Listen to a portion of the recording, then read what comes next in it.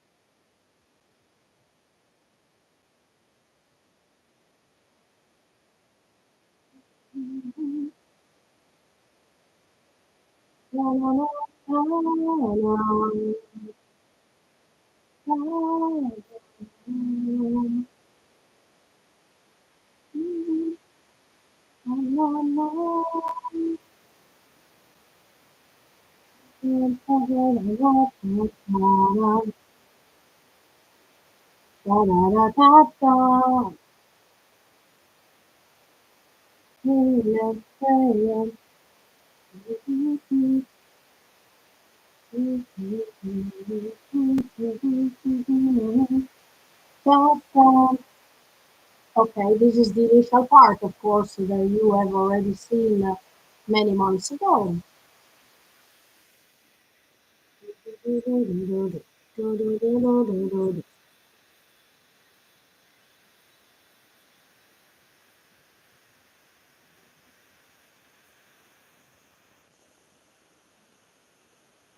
Exactly, here we go.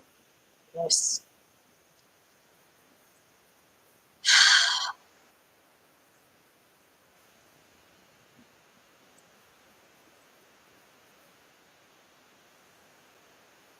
And this was one of the most important questions regarding where we are now. I mean, the end of this story. Let me just 1 second. Otherwise, I have to stretch my neck. Yes, in which way you are free? Okay, let's see. Because now I have so many things to say, so I prefer to go step by step. Okay, so first of all, the scene of the pigs that we see at the beginning of this episode drives me crazy because how can I start this long subject? That's why I put this scene in the thumbnail because I think we need lots of time to explain what happens here with the pigs and the fact that you notice that Ymir actually is the one who is opening the cage and she's releasing the pigs.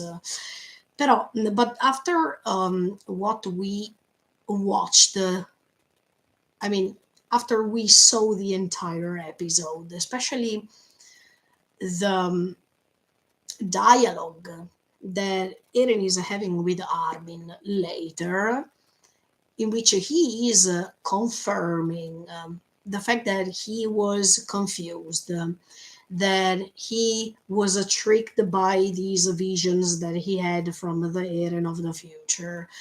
Um, the fact that we know the power of the Shingeki no Kyojin, that is one of the strongest powers that Titans had. And I think, yes, this power of the Shingeki no Kyojin couldn't even be well explained or well understood, even by Frida. Do you remember when she was confronting Grisha and Grisha was telling her, look, I don't think you know how powerful is the power of the Shingeki no Kyojin because you didn't even understand the fact that the Shingeki no Kyojin can move, let's say, can move from a past to future to the present, all and put them all together in one. So I think that if we analyze the Titan's power, the Shingeki no Kyojin is the one who has the strongest power ever compared to all the others. And yeah, now I want to say something that I don't know if you agree or not, but I want, first of all, I wanted to see the entire scene here of the peaks because then I wanted to tell you what I really think about it. So let me just rewatch it for a second and then I will tell you my thoughts.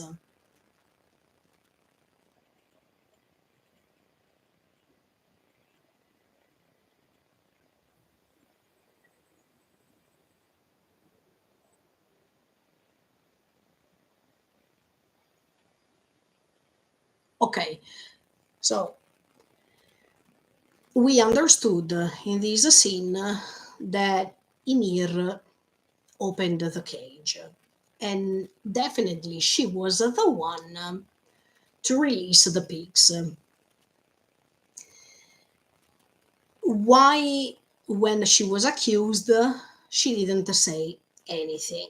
You remember that moment in which everyone was pointing her the fingers, saying, because the King Fritz asked, who do you think is the culprit? If you tell me who the culprit is, I just leave you without an eye. I mean, okay, but everyone was pointing at Ymir at that time, and we all thought that this was a complete injustice, that she was just the one who was suffering the most because everyone was accusing her, etc., etc.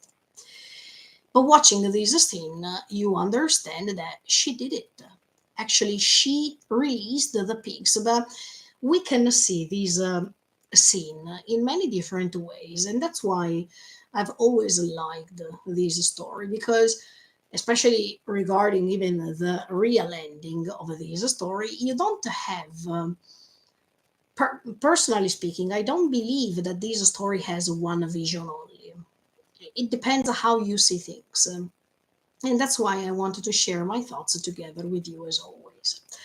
On one side, she released the pigs because they are living things, and she saw those pigs confined into a cage, inside a cage, and that's why by releasing them, she wanted them to be free.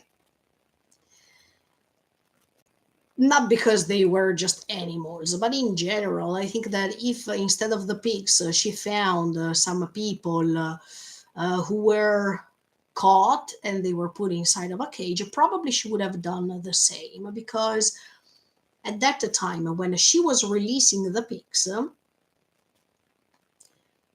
she was already a slave of the King Fritz. So by knowing her own experience, by knowing that she was also a slave, and the pain probably that she was suffering, even if she couldn't convey this message through her face or through her way of talking, but she could sense a sort of pain, because from that moment on, everything changed.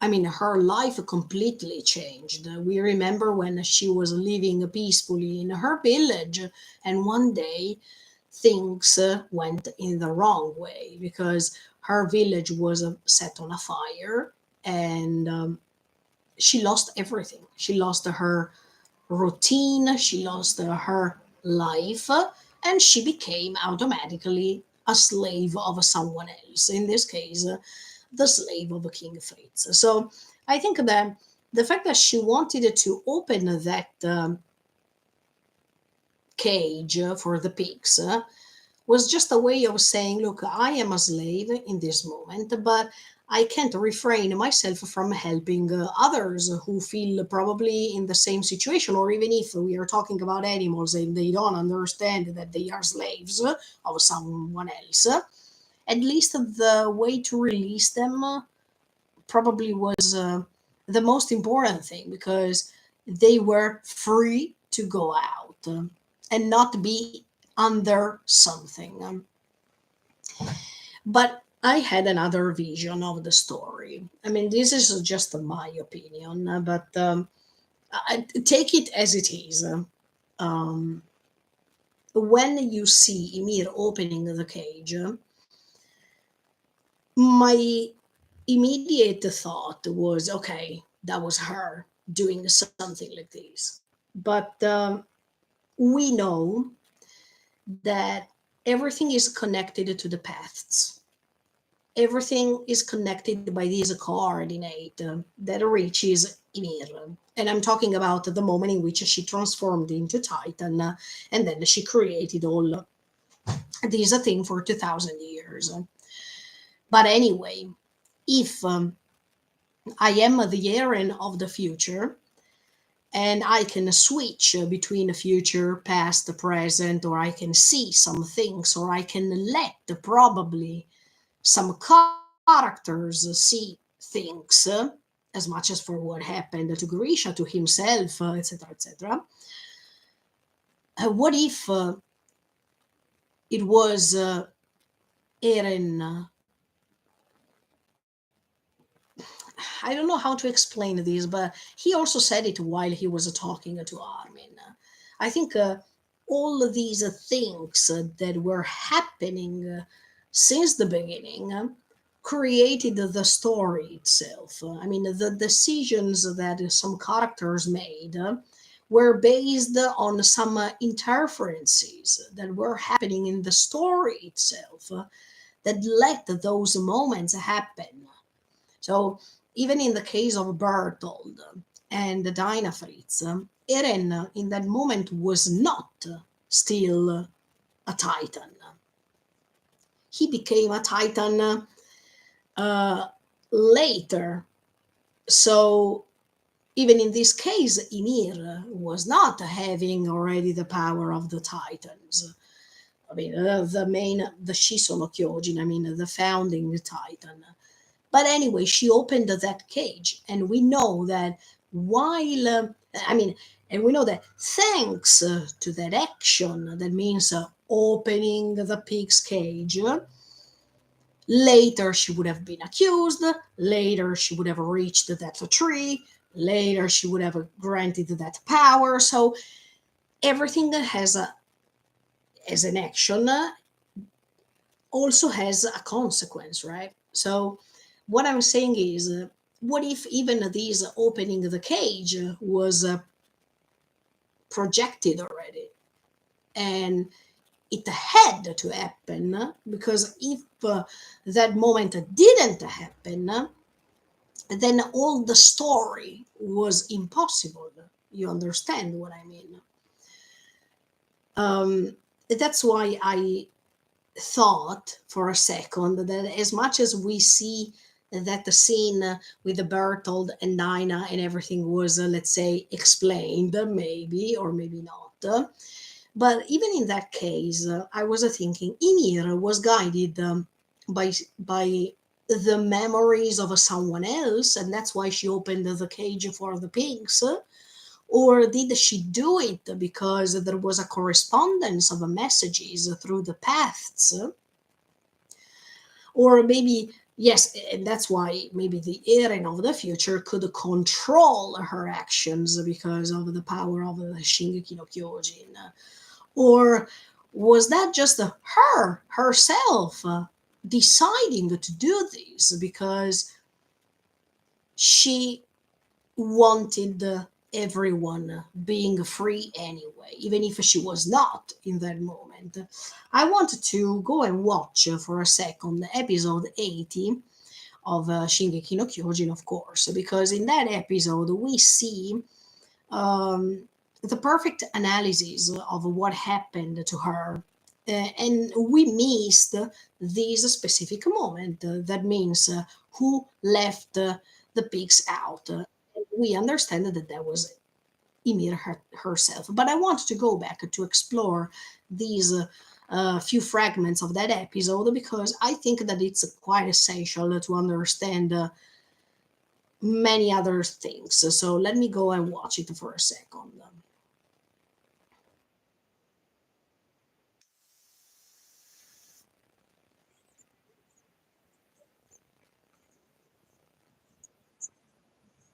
Okay, let me skip for a second. Okay, that's Ymir's village. As always, she was using that bucket in this case to grab some water, but as I told you many times, later we discover that she uses the same bucket to um, prepare, thanks to water and sand together, she's creating the titans every time the owners decided to transform. So She is not basically a slave of King Fritz only, but throughout these 2000 years, she was even a slave of the love she felt for King Fritz, but also she was a slave of all of these Titans owners because indirectly because of her own power that she was giving this power to all the future owners who were asking her to not who were asking her who were asking the power itself, so she had to be able to create the titans for them in order to be used. But one day, yes, sorry, if you come right now, I'm watching episode 80 once again, in the moment in which she is meeting King Fritz for the first time. Yes, then the villages were completely destroyed, and then she turned into a slave of him. Yeah,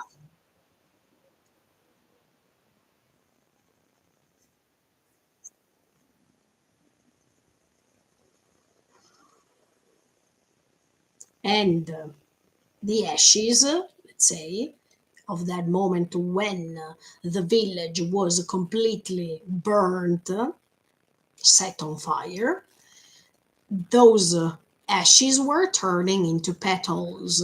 And I think that this scene was one of the most iconic ones because even was even the first time that she noticed that kiss, okay, that important kiss that later we see even at the end of this final episode. So I think that from that moment on, Ymir wanted to grab, wanted to reach love too, and we know that she was not able to do so. And these sort of curse was perpetrated for many, many years. The fact that she was always desperately trying to find someone who was ready to risk everything for love. And we reach the nowadays moment. I mean, the moment in which Ymir finally reached someone who wanted to do something like this. And later we understand even the fact that yes, she thought that she was. We thought that she was searching for Eren, but at the end of the day, I changed my mind a little bit, to be honest with you. So let me go ahead anyway. Exactly. But then I wanted to reach, yes, the scene of the pigs. Oh, wait. But is it the same?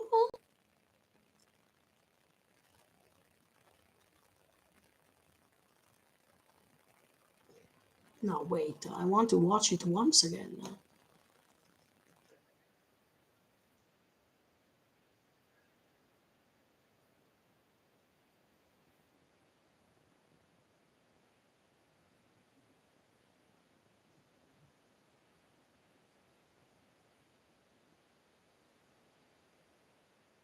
No, wait, because was it the same?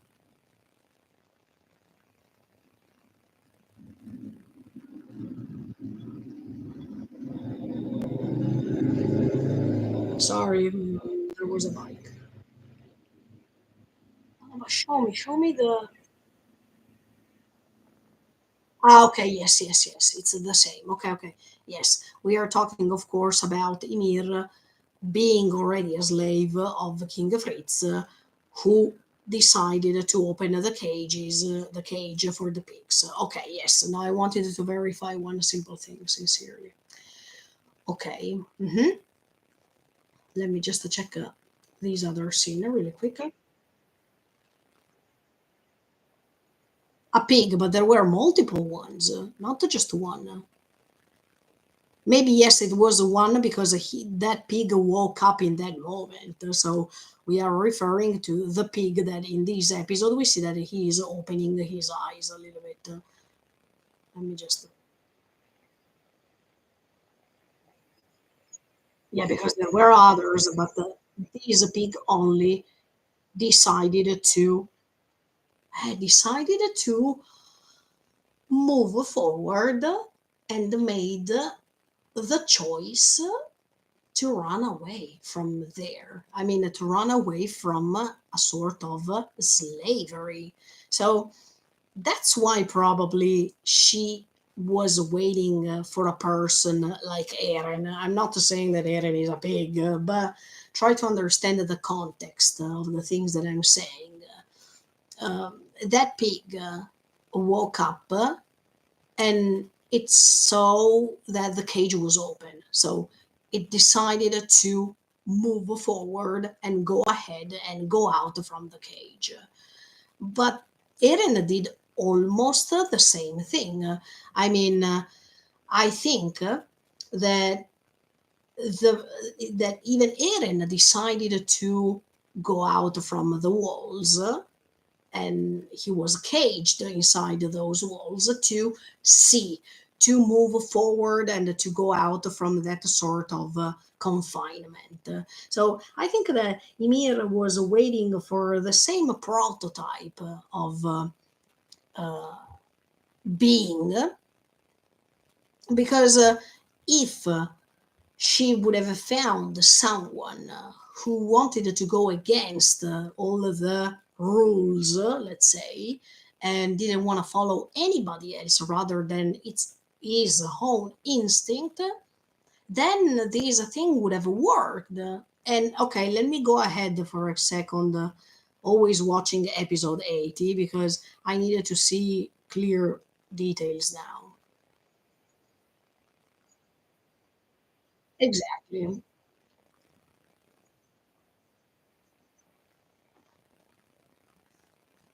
Okay, and then this is the moment in which everyone is accusing Ymir.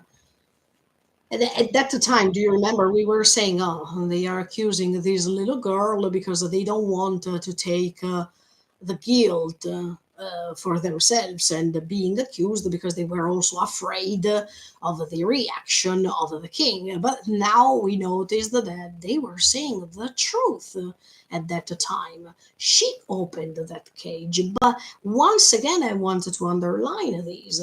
Was that her real choice? Or did someone make her do so?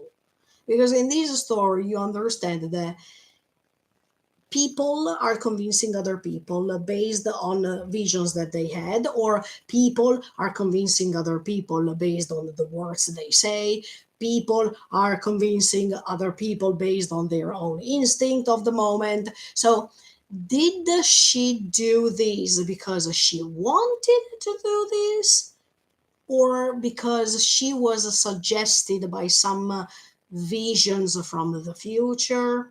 Because anyway, it doesn't matter if at that time she was not the founding titan. Also, Eren in this episode is saying things about Bertold and Dinah Fritz, even if at that specific time he was not the Shingeki no Kyojin already. So, as you can see, are these visions from the future trying to convince Eren and the people who talked to Eren at that time? Or these visions from the future convinced even Ymir that that thing to opening the cage of the pigs was the right thing to do because that was a way for her to stop being a slave, not just a slave of King Fritz because he's the king and she's nothing compared to him, but also she could have ended this way of being a slave of love because by looking at that kiss that day she's starting being a slave of love. She desperately was trying to understand the meaning of what love was, and she was even trying, she was desperately trying to find one because throughout her life, especially after the village was destroyed, she couldn't find any sort of love surrounding her. Only that the kiss was a big question mark for her. So, what I'm saying is, if Ymir was pushed by this Eren of the future, or anyway, by something, to open the cage on purpose because she knows that after she opens the cage, then she will run away. And then she will enter the tree, and then she will meet the creature, and then the story goes till the end. So I think only the Shingeki no Kyojin could have had the chance in this case to show her some visions from the future based on the power that the Kyojin has. So this is pretty interesting. Did she do it by her own will? Or she was suggested, as much as Grisha was suggested to do what he did, based on his trust on the visions he saw.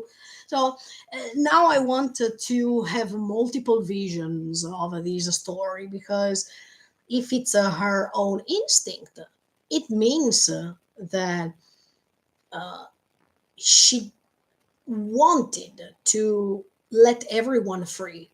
It doesn't matter if it's an animal, it doesn't matter if it's a person or whatever. I mean, we are talking about living things, and we are also connecting ourselves with what Zeke is explaining to Armin later. Because if you are a living thing, or a human being in this case, you desperately wanted to try to survive, to go ahead, because you are moved by fear, the fear of not being able to make it. Mm, yeah, human beings are like this. They always want to survive. They, even if they know they have a limited life, they try their best to have a long, to have as long as they can, a long life. So even in this case, was Ymir trying to open the cage by herself without being influenced because she was moved by seeing these pigs closed somewhere without being able to make their own choices to go out, to stay there, etc., etc., or she was influenced by something. Let's go ahead. I just want to finish this little part. Okay, but you see that Emir, when King Fritz asked her that question, "Were you who opened the cage?" She didn't. The gate. Sorry, she didn't respond. She didn't say anything. She was just looking around. And yeah, when we saw that moment, sincerely, I thought, okay, now she's going to um, say, yes, I was the one doing it because everyone otherwise will feel. Will want probably to punish me somehow. So if I take this guilt, all the others will be free and they will not be accused or punished or whatever. I wanted to take all this responsibility and I will admit that I did it. At that time, I thought of something like this, but now we watched the last episode and we see that she opened that gate. So she is looking around to meet all these people's faces. For what purpose? Maybe. I mean, why they were accusing her at that time? We know from this episode that it was night and there was no one around. So, was she looking at them to understand who looked at her the moment in which she opened the gate? Because there was supposed to be no one over there. So, why they were all convinced that it was Ymir? Was it a coincidence that everyone pointed at her just because they wanted to uh, not being accused by others? I mean, was that a coincidence or not? Did someone watch her opening the gate or not? This will be a huge mystery because then we know how the story went on. But yeah, at that time, why everyone pointed at her? That's great, because at that time we thought something else. To be honest, we thought, oh, poor Ymir. She was the one who had to pay for all the others, and she stayed silent because she wanted to protect all the others, and she wanted to be loved by everyone. By taking this responsibility, probably she was seeking of attention or of love or gratitude. But now we have a different vision of the story, so we can't say that she did it. Maybe. Okay, now I'm getting another idea. Maybe all those people. Yes, yes. Okay, okay, okay. I have a different vision at this point. Even if it's not told by Isayama, with this story we can have multiple ideas, and of course, what we see is the real vision of the things, but we can try to find some other things to say. Okay, what if these people who were together with Ymir, these other slaves of Ymir, told her, look, go and open the gate of the pigs. I think that if you do it, King Fritz will forgive you. And I mean, probably these people tried to convince Ymir to go and open the gate. And she did it because those people told her, and she wanted to be loved by everyone, so she tried to do this for the others. But then she was betrayed by these people because everyone pointed at her after doing it. So was it is exactly when I'm saying was she suggested by someone? Can it be that she was suggested by the Eren of the future to do this? Can it be that she was suggested by these other slaves together with her to do this and then being betrayed by others? So she could have encountered not love but betrayal. So this is something totally negative that was confirming her that she is desperately trying to find love, but she can't find it. So, as you can see, it depends how you see this story. Then that's why probably she was looking around all these people because after being accused, maybe she was looking at them being surprised of what they were doing. And in that moment, she felt betrayed, or in that moment, once more, she was noticing how cruel the world is and how lonely she was feeling. And in fact, even Eren, when he is meeting her, he's saying, "You were lonely." Yeah, I think Ymir's life was pretty lonely. No one was on her side for real. If you notice that. Um, but okay, I'm trying to collect all the thoughts possible. I'm not saying that all these visions are correct. I'm just giving you some thoughts, and then you can try to um, extend your visions. Let's say. Then, if they are wrong, if they are right, who cares? I'm here just to convey what I felt throughout these years. But definitely, yeah, that thing of opening the cage, why she did that? She did that because she knew the rest of the story. I mean, she said, "Okay, let me open that gate because if I open the gate, I will be able to reach that person 2,000 years after, based on the paths, based on future visions." Did she do it because of her instinct? Did she do that because she was trusting others who were asking her to do it? And in that moment, when she was accused, she discovered betrayal. This story is amazing. Okay, but let me go ahead with episode 80 because now by going back and rewatch that episode, we can have a vision that it's no more the vision we had before. And here we are changing our thoughts about what's happening. I think that's one of the most interesting things. Let me try to go ahead for a second.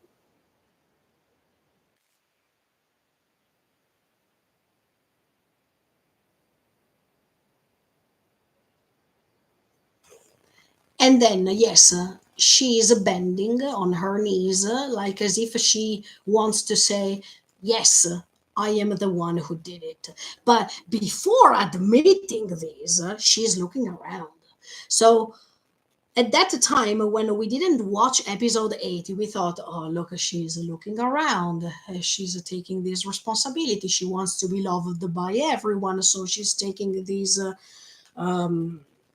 guilt, even if probably someone else did it. No, now she is looking around. She's seeing all these people's faces, and maybe she wanted even to say, "Oh, look at these betrayals! Look at these people who betrayed me." And then she admitted, "Yes, that was me." But she's not even talking. Yes, I'm always wondering why Ymir is not talking. Um, because I've always wanted to hear her saying something, but maybe even the fact that she's not saying anything, it was better. Because if she said things, probably these mystery regarding the pigs, these mystery regarding her relationship with the King of Fritz, was not too mysterious to understand. And in fact, even her feelings were not so easily understandable, also because of the fact that she couldn't talk. Because if you talk, you can answer, you can say what you think, etc., etc. But if you don't talk, you have to interpret and understand why she's doing this, why she's doing that. So I think the choice of let her not talk was brilliant. Because yeah, I was completely sure when I watched the episode 80 of some things that now I have to reformulate or to think more about them in different ways. Ah, here we go. You are free. Yes, I remember this.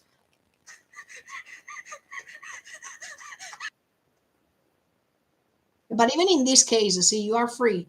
But then she is followed by others, as much as I told you many times already. Uh, the delusion of being free. I mean, the way to discover that everything you believed so far it was a complete illusion.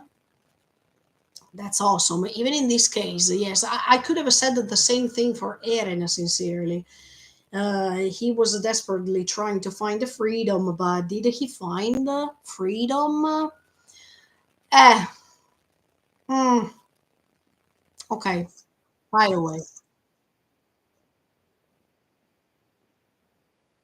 And then, yes, and then she's reaching that tree. Ah, I wanted to keep this episode 80 because even for later, we need to analyze this story going back to watch this episode. Yes, see, at that time when I was analyzing episode 80, I I was thinking about the way in which they were all crying. See, um, but even thanks to this episode, it seems that people who cry, they already know what's going to happen, or they cry because they are controlled by somebody else and they can't do anything to prevent it.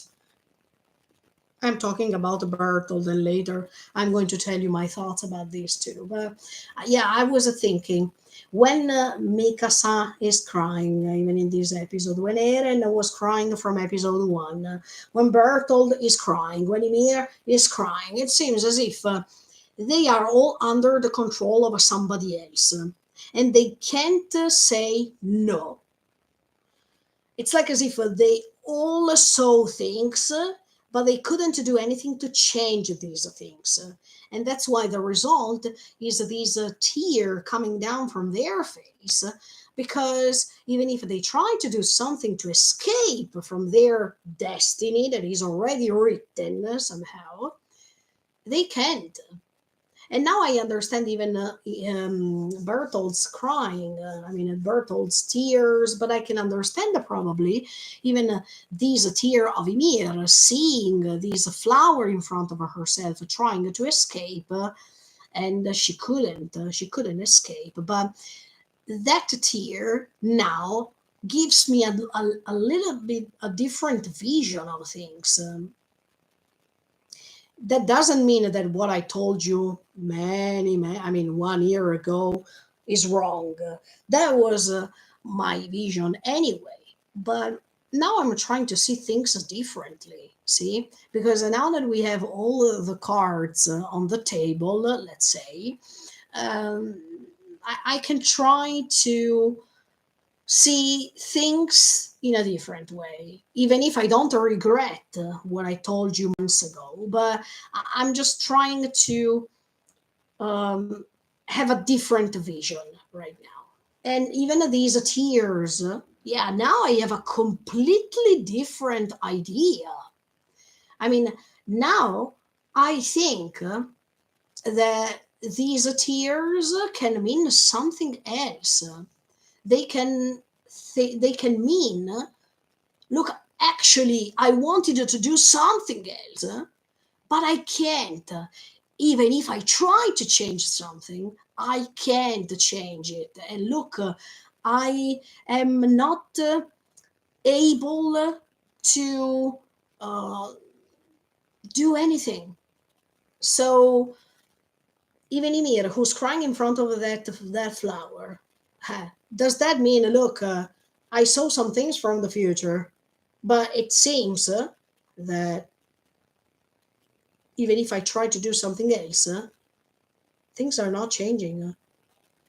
So I think that um, anyway, these things are so great if you think about it, because they let you understand how powerful is the story and how everything is a cycle of repeated events.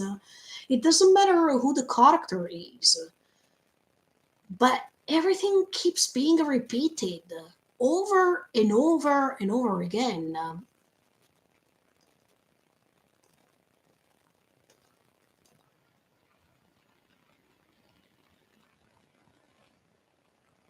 And then she saw the tree. Ah, yes.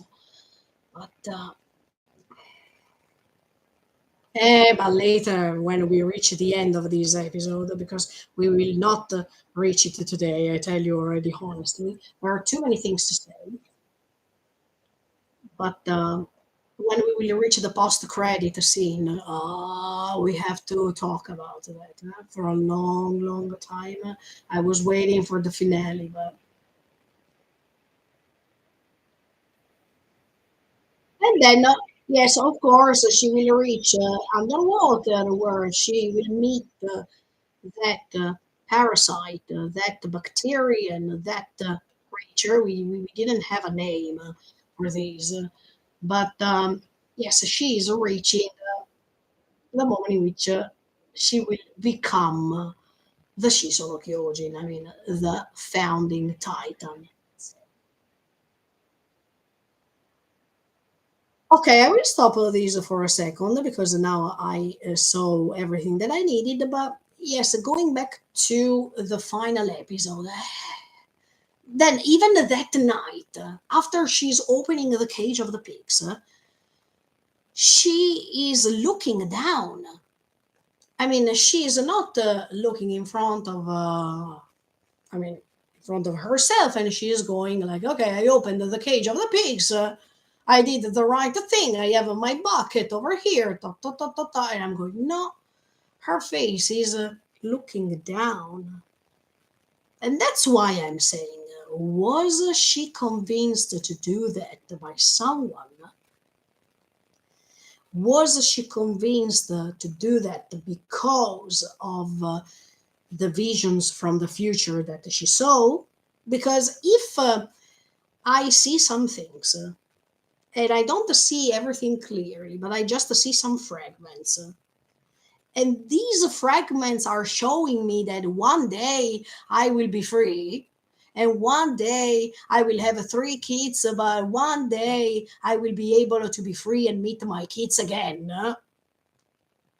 Let's pretend that this thing from the future showed Ymir just the scene in which she's hugging her 3 kids, and King Fritz is killed. If I see that scene, and if someone is telling me by showing me some things, not verbally speaking, but if someone is showing me that if I open the cage, the gate for those pigs, immediately after I see the vision that the King Fritz will be killed and I can hug my kids, that means I will be free. I open that gate because I am convinced. And in this case, Ymir couldn't talk. But look, to me, it's the same thing that happened to Grisha at this point. Even Grisha followed, methodically speaking, everything that this Eren for the future showed him. And later Grisha himself said, Eren, did I do the right thing? Why you don't show me Carla dying? Or, no, sorry, why you don't show me Carla and how she is? Even Ymir here, she couldn't talk, but probably she was thinking, will I be free for real if I opened that gate? Did I do the right thing or not? I mean, her face looking down doesn't seem the face of a person that is totally convinced of the things that she did. I don't know if you understood what I mean, but that's the impression that she is giving me. So even if we can also think, okay, Ymir opened the cage following her one and only instinct, that means her real and only one instinct that she has, without being convinced by anything. She opened the gate. She did what she thought. Let me have a feeling that if I open the gate, I can let them be free because they are surrounded by a gate, by a limitation, and I don't want them to feel limited. So I opened the gate, I did the right thing, etc., etc. But what happens later, that means she's being accused by everyone and she's looking around, and then she's admitting she did that.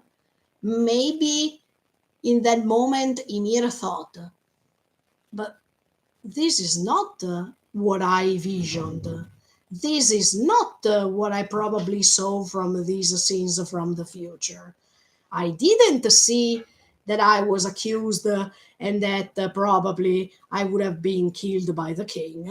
I saw something else. I saw that one day I would have been free. And in fact, the king is saying, you are free. And then she is starting running. But while she's starting running, she's realizing that she's not free at all.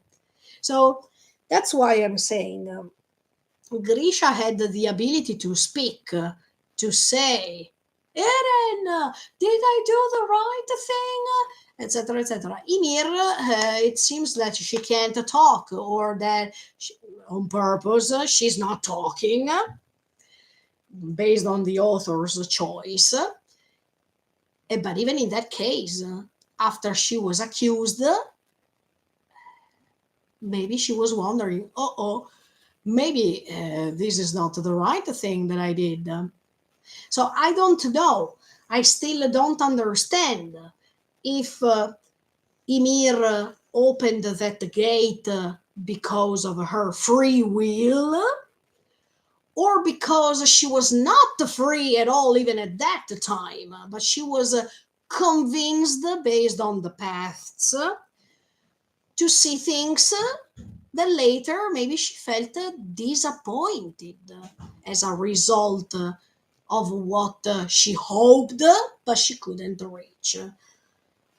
Look, I open a bracket, but later we will analyze it deeply and deeply.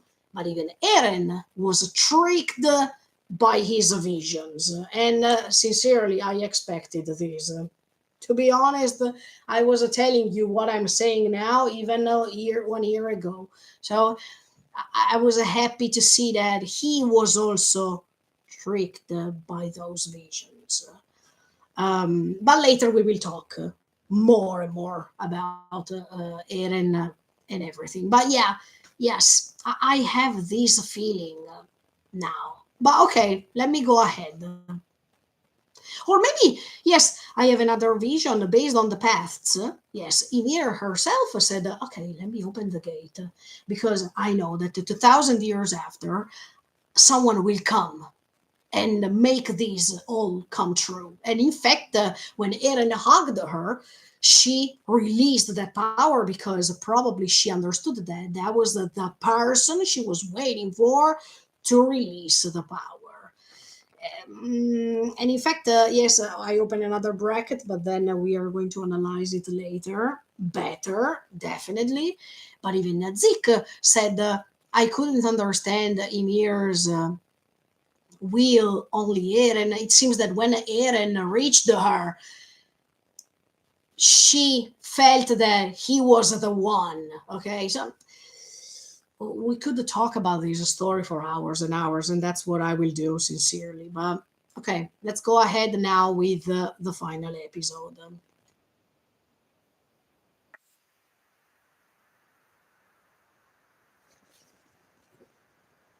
And yes, and that's why I'm thinking, why is she looking at Reiner trying to defeat these fake, I call it fake Beast Titan, so you understand what I mean. She is always looking, she's always taking a glimpse of an eye, even if we don't see her eyes, externally speaking. Look, if we talk about the literature, and you see this person watching everything from outside, we could consider her as an omniscient viewer, an omniscient narrator of the story. And you know that the omniscient narrator is the narrator who already knows everything that is happening, but it's just watching from outside. A little bit like Eren when previously in the previous episodes we considered him as the bird that was watching everything from um, from up there. I mean, from the sky. But yeah, even in this case, Ymir is looking at them, trying to search for responses, trying to search for confirmation that everything that she did so far was correct.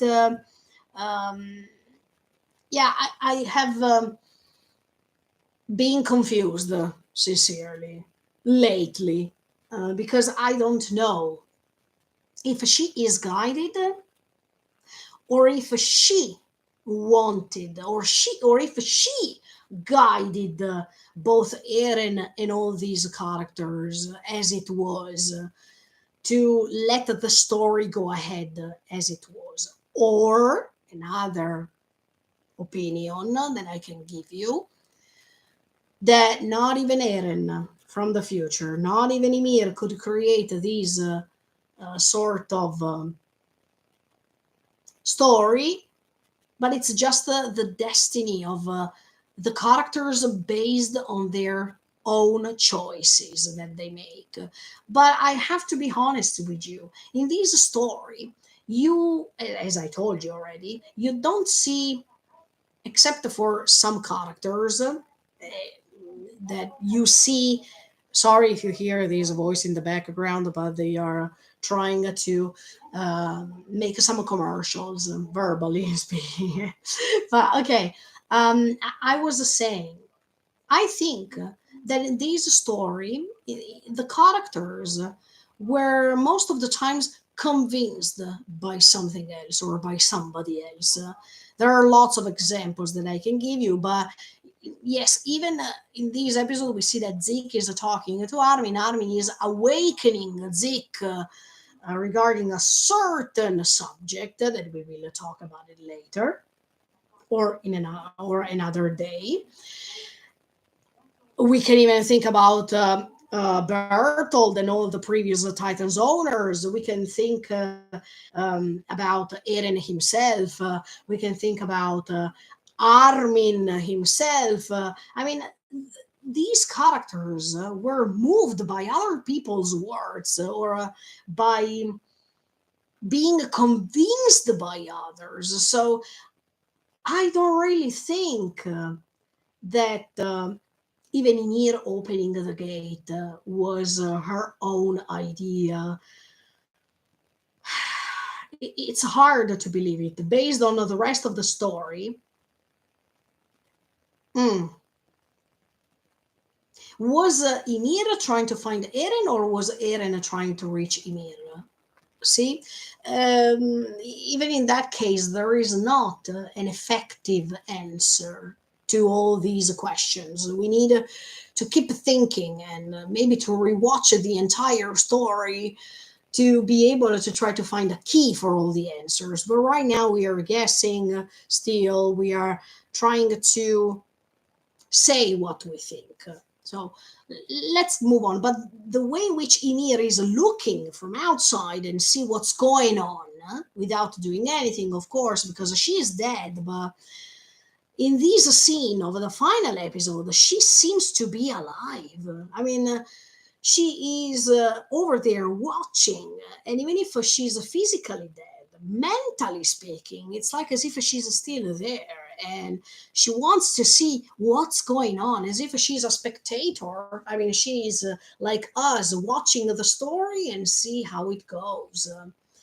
And always trying to not to forget what her main goal was, that in my opinion was not only the fact of being free and no one has to dominate on others, or the fact that no one has to decide of other people's lives, but even the fact of reaching love, because that was her real dream, in my opinion, except for being free. But the feeling of feeling something, sorry for these repetition of words, that she has never felt before, that is love. And I think that, and we saw it, no, I think we saw it until she reached that moment in which she could see love, in which she could see real love even after death. She couldn't be satisfied enough to rest in peace, to move on. See, because even resting in peace is a way to move on, but we will talk about it later. So I think that, yeah, Ymir trying to keep watching on these characters who are trying their best to reach Eren, to let him change his mind, to stop him, to let him hear their opinion, and to not giving up. Yes, I think that Ymir was even trying to see if there are people who keep going ahead without giving up. That is what they are trying to do, because they are trying to go over there to try to meet Eren, to talk to him, to try to stop him, even if it sounds impossible. They keep trying, and I think that that's what Ymir wanted to see. Even people who don't stop, even people who keep try, and yeah, awesome, awesome.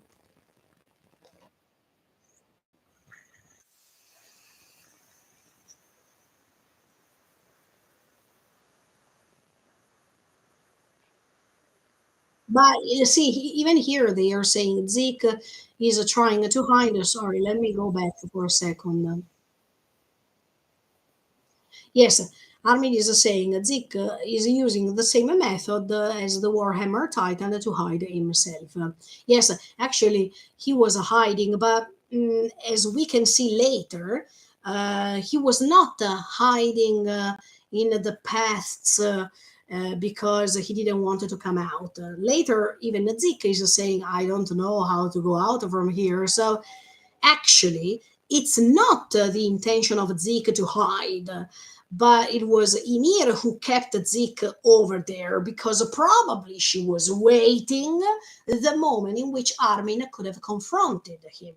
So mm, I don't think that that was Zeke trying to hide, and at the same time he was helping Eren using the Hammer Titan power to reproduce these previous owners. I mean, previous Titans forms. At that time, I think Eren was using all his best powers to try to stop them because he didn't want it to be stopped somehow. But see, these stories are completely confusing us because on one hand, you see that what Eren wants to do is to try to move forward because he needs to go ahead with the rambling because he saw some things, and on one other hand, he hopes that he will be stopped because if he will be stopped, humanity will be saved by the person he considers the best choice is Armin. So we don't understand. See, was Eren did Eren want to be stopped or not? So we should talk about this story for hours and hours and hours, as I suggested, because even if we are watching the final episode, we don't find some proper answers, especially at the beginning of the episode. We needed to go ahead.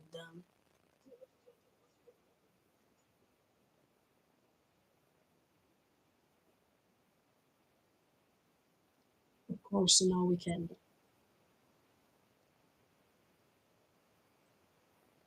And see, even Ymir, the fact that Ymir is looking outside to check what they are doing or to check what they are saying, actually let her choose to get Armin away from all of them and to be able to reach Zeke. So is she just watching from outside, waiting to see if what she saw probably from the future could have happened? Or she's looking from outside to see what they wanted to do, what's their real intention, and then cooperating together with them to reach that goal. Because here, if you notice, the Armin, Jan, Levi, Connie, Mikasa, and all the others are saying, look, we have to try to find Zeke. But trying to find Zeke in all throughout these immense bones is really difficult. We can't find him. It's almost impossible. And later you see that Ymir is trying to catch Armin and bring him to the place in which he can meet the Zeke. So she's watching, or she's waiting and see what they want to do, and then she's helping them. Because even at the moment in which Zeke was saved, do you remember? But later we will talk about it when we reach that specific scene in which Armin is caught and he's sent, let's say, away in this dimension of the paths. But yeah, even in the moment in which Zeke was rescued, he was rescued for a certain thing. So as you can see, with I mean, with story, with the entire story as it is, we can have a completely different vision now. Because at that time, Zeke was rescued because he had to start the rambling together with Eren, or that the time Zeke was rescued because of what he is doing in this episode. That is trying to talk to the previous Titans owners to awake them. I mean, Zeke was saved at that time by Ymir. Do you remember that Titan englobed Zeke's body, and he thought that he was almost dying? Was he saved at that time to help Eren to start the rambling? or Zeke was saved because of what we watched in this episode, that is trying to help stopping the rumbling and try to have that conversation with Armin to be able to rest in peace later. This is different. This is totally different.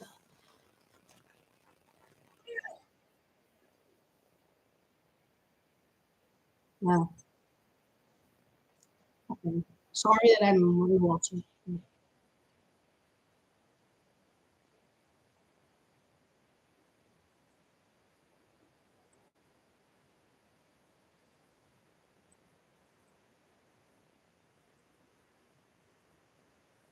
John here is really, I mean, realistic because he's saying, look, Armin, we have to face the truth. And we can't search for Zeke in all these bones and try to hope that we can find him. We have to face reality. And yes, when John is saying we have to face reality, for Armin, everything is already so obvious. But now Armin is in a phase in which he prefers to find even the last chance to talk to Eren first and then to decide to kill him.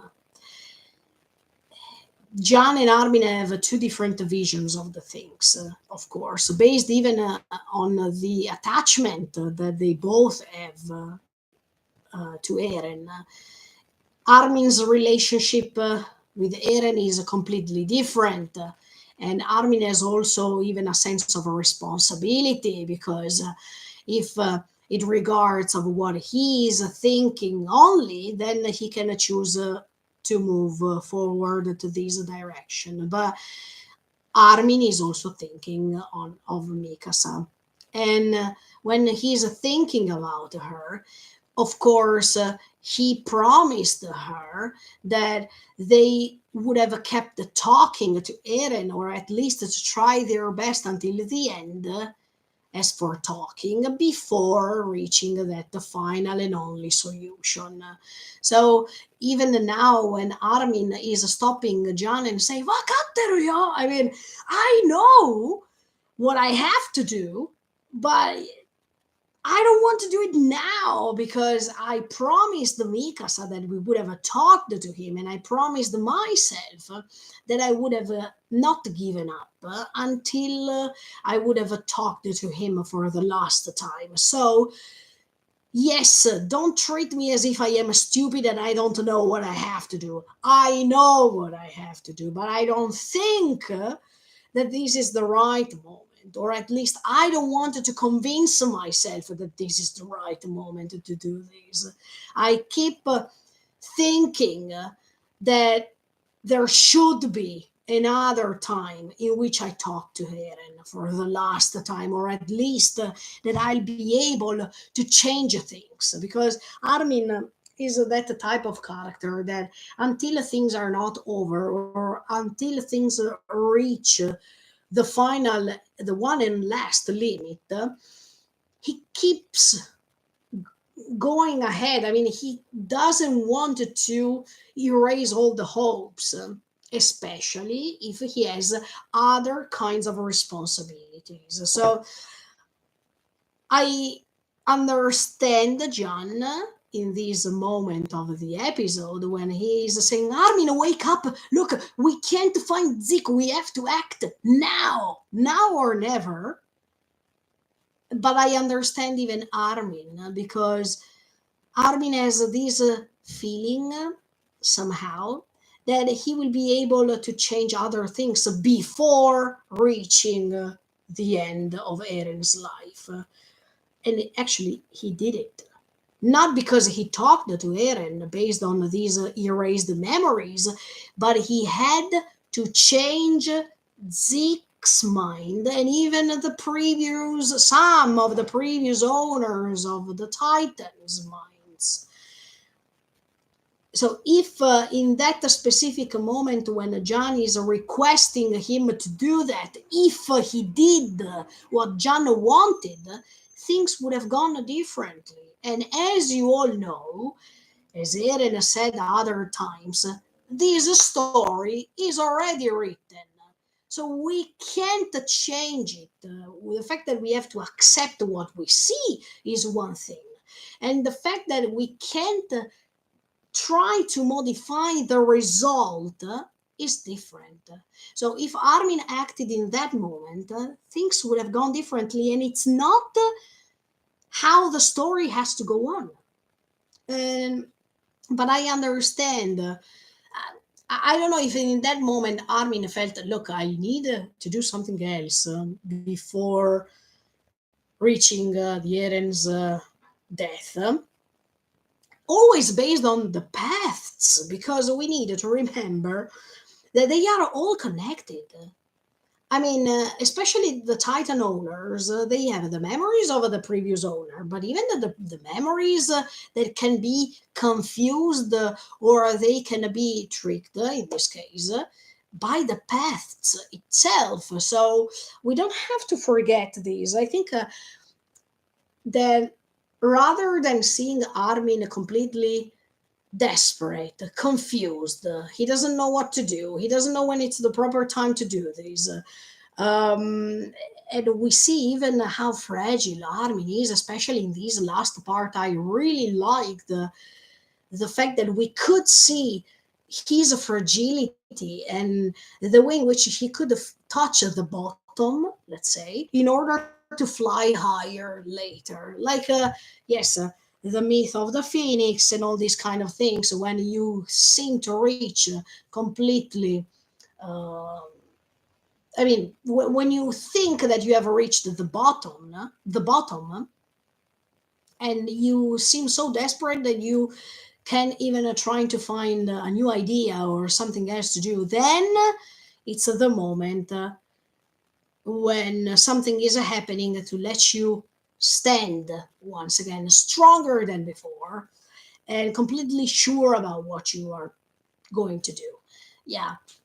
So from all the ashes, the phoenix is reborn. That is one of the concepts. You all know one of the concepts uh, that Japanese people really care about. The way to know that if you are going to reach the bottom, it doesn't mean it will be the last time. You are always ready to stand up once again and be stronger than before. This concept is so fundamental in the Japanese culture, and you all know this, except for the phoenix as the bird. I mean, this is a mythological creature that reborns from the ashes. Yeah, I think Armin was reaching, I mean, was walking the same path of a phoenix, especially in this last episode. But we will talk about it later. I always tell you we will talk about it later because I needed to reach the proper scene in which I can tell you these thoughts. This was just an anticipation because I needed to explain you the mood of Armin in this specific moment. But yes, when I'm making this live streaming, I don't want to create um, a scheme of what I have to say. I don't like to. Yes, I did it in the past that I was writing down some notes to try to remember what to say, but I prefer to talk about this story naturally speaking. In fact, I don't have anything prepared. I don't have notes that I wrote down. It's just a long talk, and I want it to be as natural as possible. As you noticed, I think.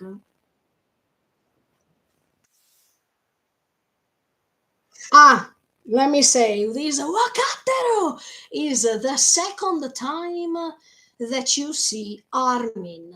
so desperate that he's raising the tone of his voice in front of a comrade that he really loves. The first time, especially in this final season, happened when he was confronting Mikasa. Do you remember, while they were getting ready, or they were trying to get ready, and Armin had to reach Connie, who was trying to understand what to do about Falco and whatever. Even in that moment, Armin was releasing his feelings, finally, I should say, by raising the tone of his voice and by trying to convey a message of desperation, because everyone is pushing Armin. Everyone is expecting from Armin the right choice, the right things to say, the right moment to do things. So he is feeling so heavy, and he's also saying it later, actually, yes. But this heaviness on top of Armin's shoulders, no one is carrying it, because he tried to get from all the others the pain, the sorrow, the burden, and trying to carry all this burden by himself without asking the help of anybody else. But right now, as much as at that time when he was exploding in front of Mikasa, who was asking, "Look, what should we do with Eren?" And he was saying, "I don't know." Do you remember in that moment? He was saying, "I don't know," because everyone is thinking that he already has all the answers, that he already knows what everyone has to do, that if you ask Armin a question, he knows the answer automatically. No. Sometimes, even if they don't do it on purpose, but sometimes they think that Armin is a machine, that he has already everything done, everything is already prepared. But they needed to remember that Armin is a human being too, and maybe all the others count on Armin too much, even if he has all the ability to reach the end of this story in the best way, in my opinion, and even if he was elected as the one who could have saved humanity, not just because he was chosen between him and Erwin, but even when he was confirmed as the new captain. See, all these responsibility on his shoulders from season 3, actually,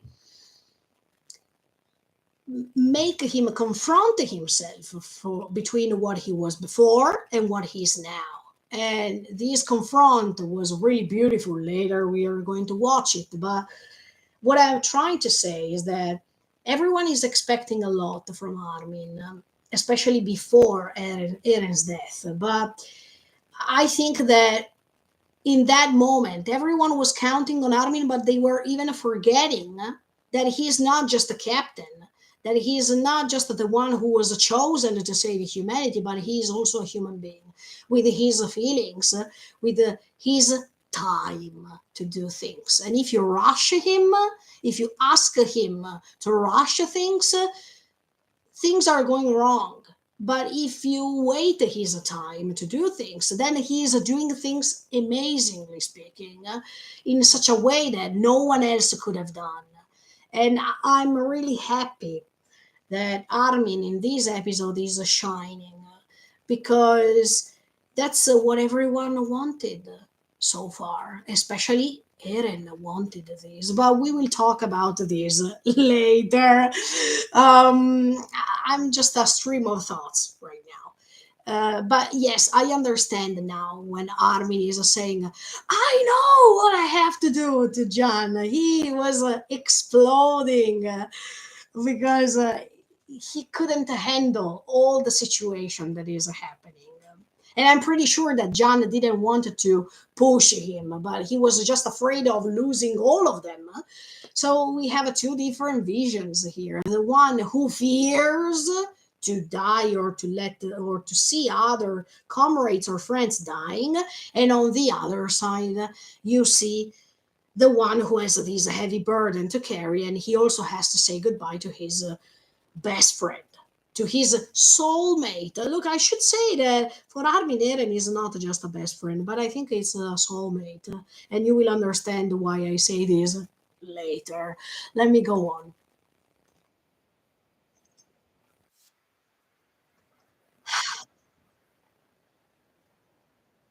See? Now he says, I know what I have to do. Okay, so in 1 minute, I will transform into the colossal titan. So you, in the meantime, guys, go away. See? But the one who's saying goodbye to Armin in this moment is always Mikasa. Because, as I was telling you, Armin has a great responsibility towards Mikasa. He was the one who was taking care of her after the previous seasons in which you see the contrary. Now Mikasa is depending on Armin because that's the the sure port that Mikasa has in her heart. The only one left because she knows that Eren is no more there to help her or to comfort her with his presence. But Armin is there now, and Armin is something sure for her. That's why even for Armin, it's really hard to make a choice like that because he can't respond for himself only. He has to respond for other comrades too, but he has to answer to this question about what to do to Mikasa specifically because she's the one who's suffering the most. She's approaching this death of the loved one, and it needs steps. You can't rush that thing too. Something has to happen for her to be convinced to do it. And in fact, we saw that.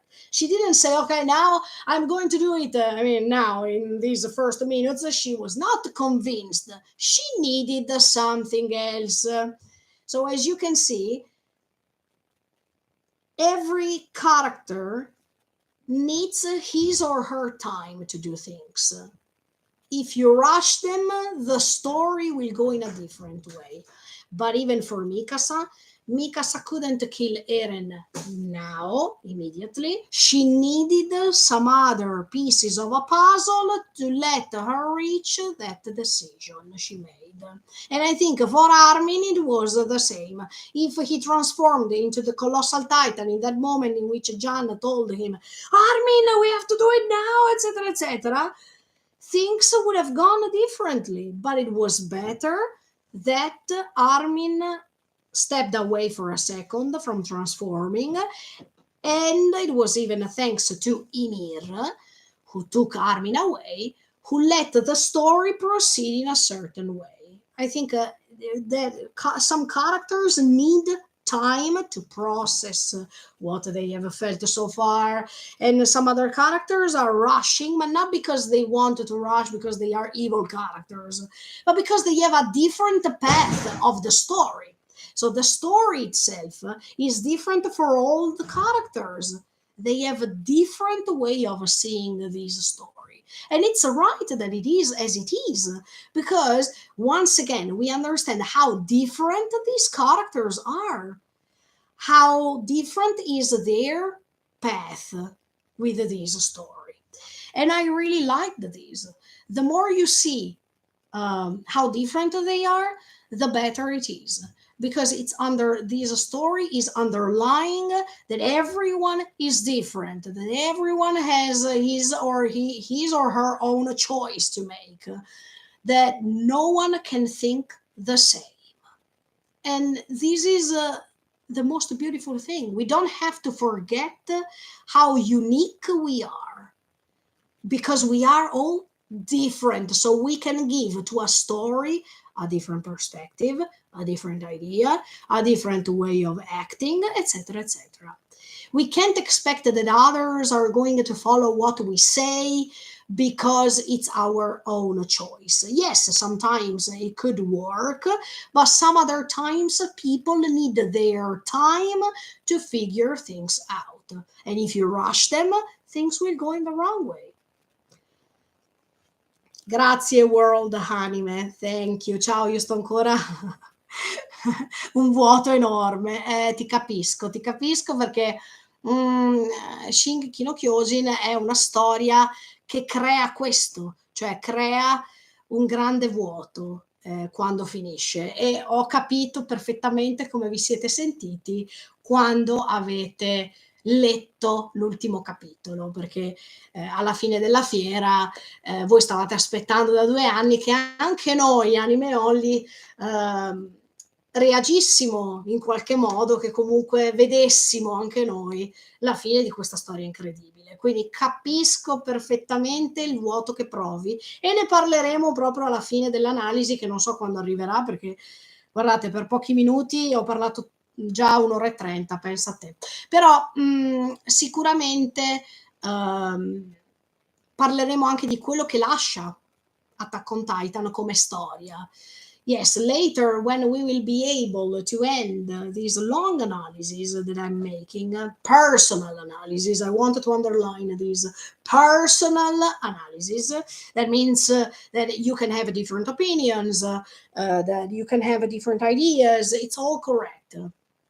But after we finish these analyses that I'm making, I wanted to talk about what's left from this story. What's the message? What can we do with this story? So it will take a long time. By the way, let's go ahead.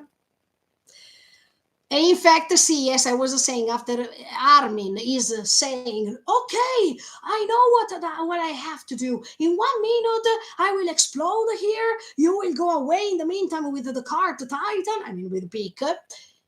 And Mikasa is looking at him like, "Armin." That means, Armin, this is not what you were saying before. I mean, you were saying that you would have talked to Eren as much as we could before deciding to explode and before deciding to end him. So even Mikasa was speechless. She didn't know what to say anymore. And at the same time, I understand even Armin's pain by saying this sentence, because even he promised Mikasa that they would have done the impossible to convince Eren. So, as you can see, I think that these kind of things are happening for a reason. All things in life happen for a reason, and even our time um, to decide when to do things, when to not do things that can lead us to some other things. All our life is not meaningless. It has a deep meaning. The fact that we don't know now that we live things and we don't know what's happening later, it's not something bad. It's just that right now we can't know what's happening after, because first we have to live it. So it's the same for here. I think so. Hector, hello. Sorry if it's off topic, but what do you think of the scene of the baby who was saved? I can't answer to you right now, Hector, because I wanted to go step by step with the episode. When I will reach that moment, I will surely be able to give you an answer. So sorry if I can't answer to you right now, but I have to follow the flow. I mean, I have to follow what the episode is telling me to tell you my thoughts. But absolutely, I will let you understand what I think. Maybe in the next live streaming, or when I will reach that scene in particular. Thank you for asking me anyway. Okay, let me go ahead.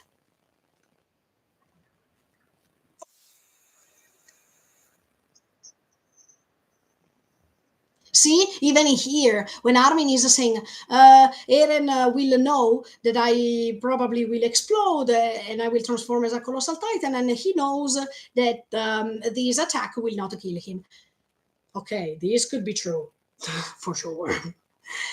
But on the other hand, Armin, by saying this to Mikasa, it's his personal way to comfort her and to tell her, look, I didn't forget what I wanted to do. So don't worry, because even if I explode, Eren knows probably that I wanted to do something like this. And by knowing this, of course, he will not be killed by this attack. He is trying to reassure Mikasa, to try to comfort her, and to tell her that if he will do this, he is not forgetting what he said, and at the same time, he is trying to protect her feelings. Because come on, let's put ourselves in Mikasa's position for a second. We would have lied in that moment to find a person who's comforting us. Or let's put ourselves in Armin's position. We would have. We would have wanted to comfort our dear friend in front of us, almost crying when she hears that now I have to transform as a colossal titan. So, what Armin is doing is so kind, is the real meaning of a real friendship, because even if he knows the result, he is trying to comfort his best friend. And Mikasa is in front of him, desperately trying to find someone who's telling her everything will be okay. Don't worry. Nothing that you imagine is happening. We will find a way, etc., etc. So Armin, he's really tired of this situation, but he is also loving Mikasa, and that's why he is trying to comfort her with the kind words as much as possible. I think Armin is a hero here because he is protecting, but at the same time, he knows what he has to do. So I admire Armin so much, to be honest.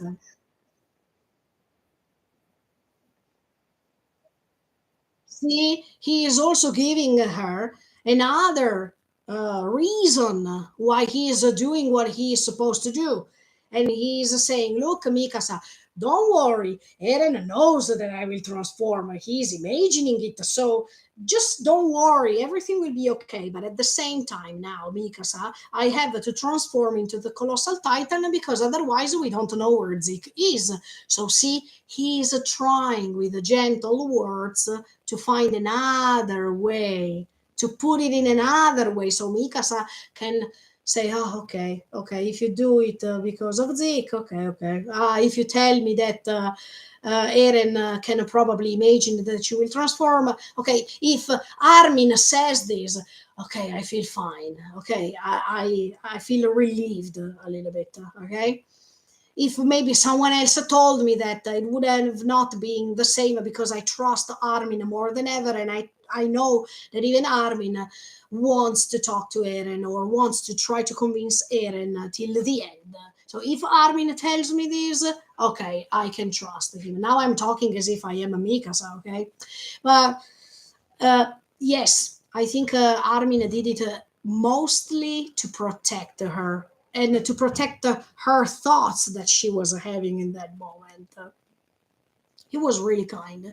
He was that was a proof of a real and good friend.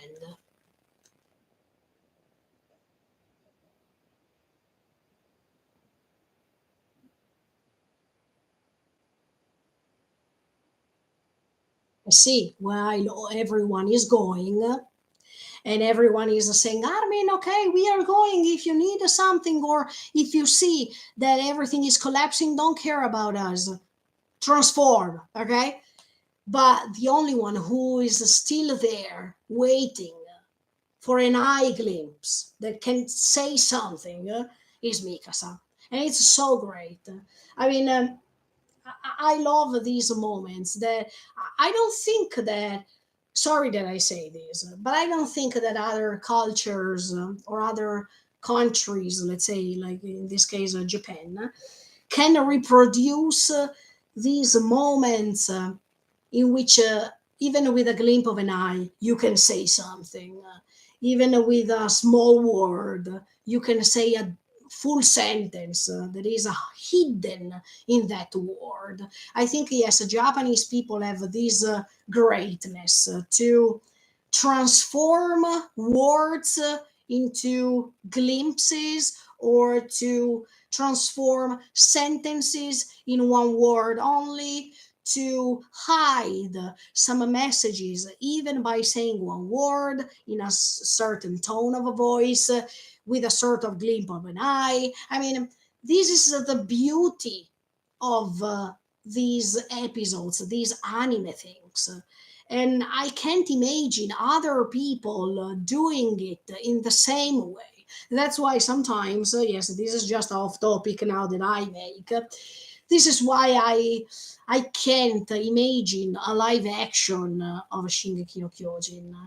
I can't imagine if other countries, if other people will make this, because there is a subtle way to make, to represent scenes like these. And one scene is this one, for example, when everyone is going and the car to Titan is going ahead, etc., with all the others, and Mikasa is still there, waiting for a second to meet Armin's eyes, because she doesn't know if it's the last time he's going to see him, because she doesn't know what's going to happen. But she wants to see him for the last time before being sure to go, except for all the others who already went away. See?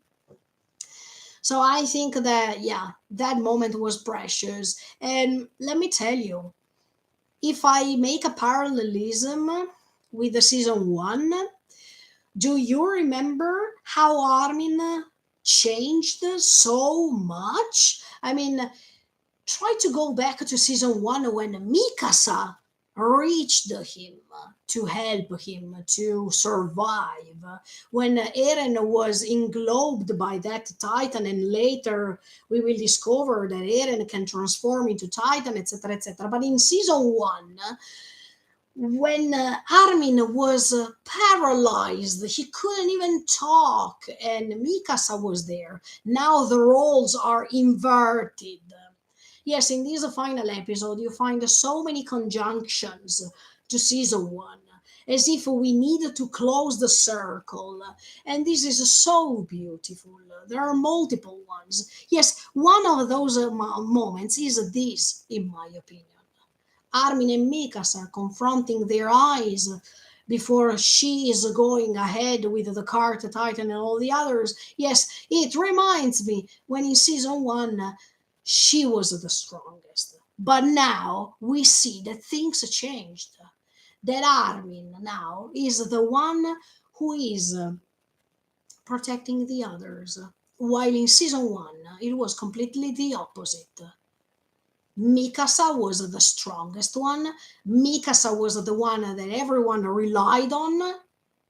And Armin was there, waiting that Mikasa could have found a way to bring Eren back. Do you remember? And now it's the opposite. Now Mikasa is hoping that Armin will find a way to bring Eren back. That's awesome. You see how things change through time, because all people have their own time to change. It could take 10 years. It could take 1 year. It could take 8 years, like for them, or 10, whatever. It will take time. But someone can come first, can reach first their goals. Some others, they can reach it later. Look at the John. John, too. He is another character who reached a certain stability, mind stability, later. He was another character who was really confused about what to do before, and now he knows what to do. So, as you can see, each character has a different time, a different speed that can take them to a sort of evolution as a character. And amazing. Okay, let's go ahead. Sorry for this digression. There will be multiple and long digression here, but I needed to tell you what my thoughts are. Of course, this will not be the last time that I talk about Shingeki no Kyojin, because, as I told you once, yes, in 1 month, I mean, next month I will go to Italy, so I will be sure to buy the entire manga, and then we will discover the manga too. Of course, I will buy even the Japanese version because I wanted to treasure it, definitely.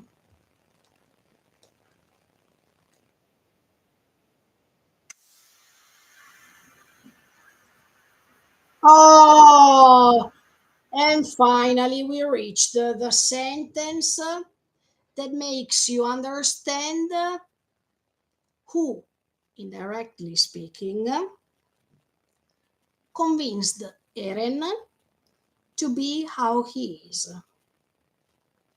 And that sentence is said by Armin. The sentence is: those who can't abandon anything can't change anything. I wanted to stop here for a second because now there will be a long digression about this. Have you ever thought that Eren did what he did based on this sentence? I mean, and here we go back to season one once again. Look how hilarious this is.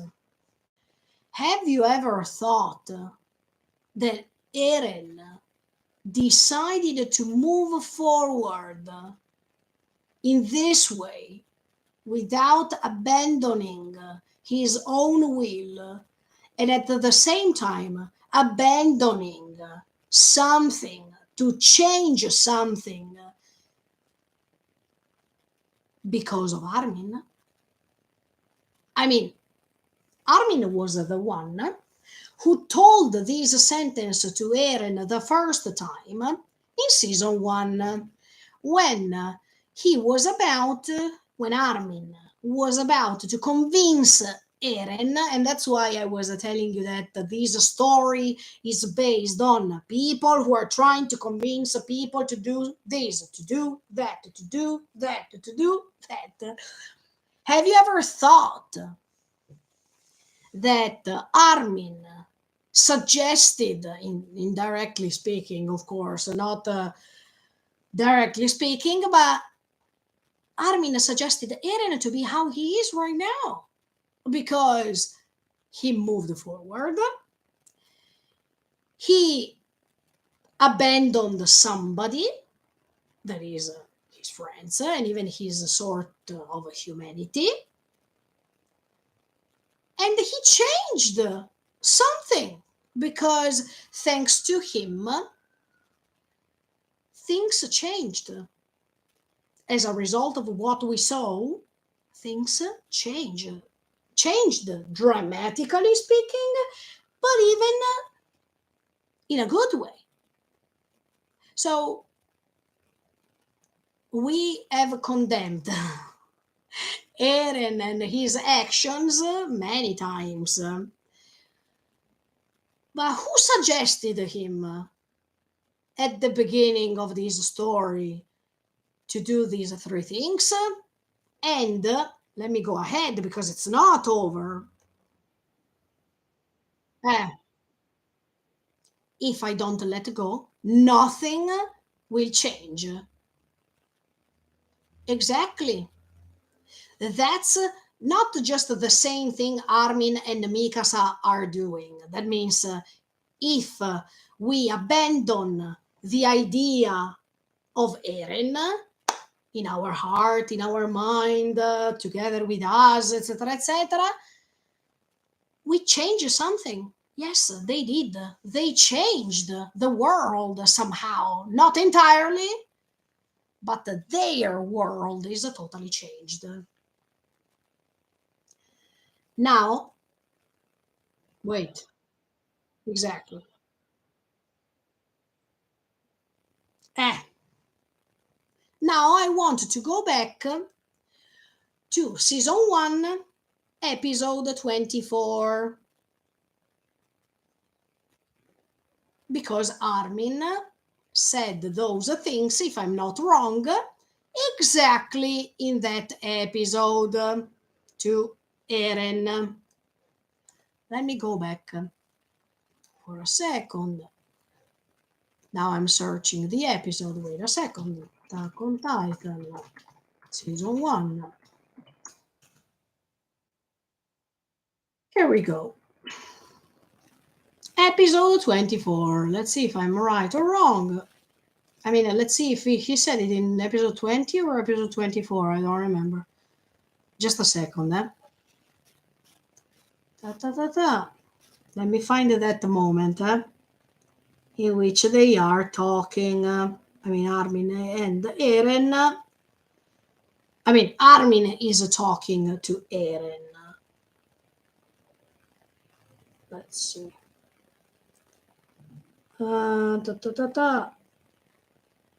Is it? Is it here? No. Where is it?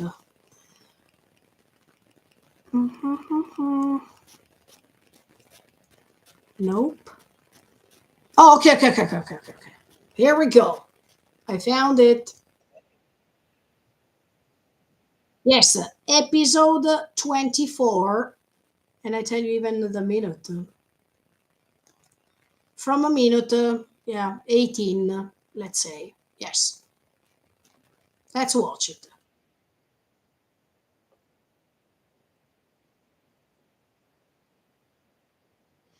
He said, Eren, there's something I said to John before. People who are unable to abandon anything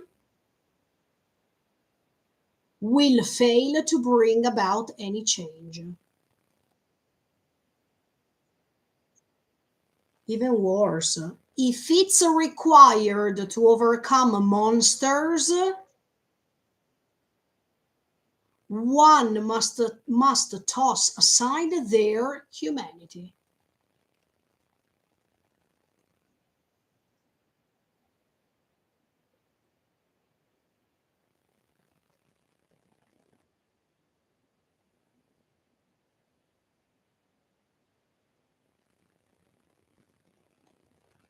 And listen what he said even later.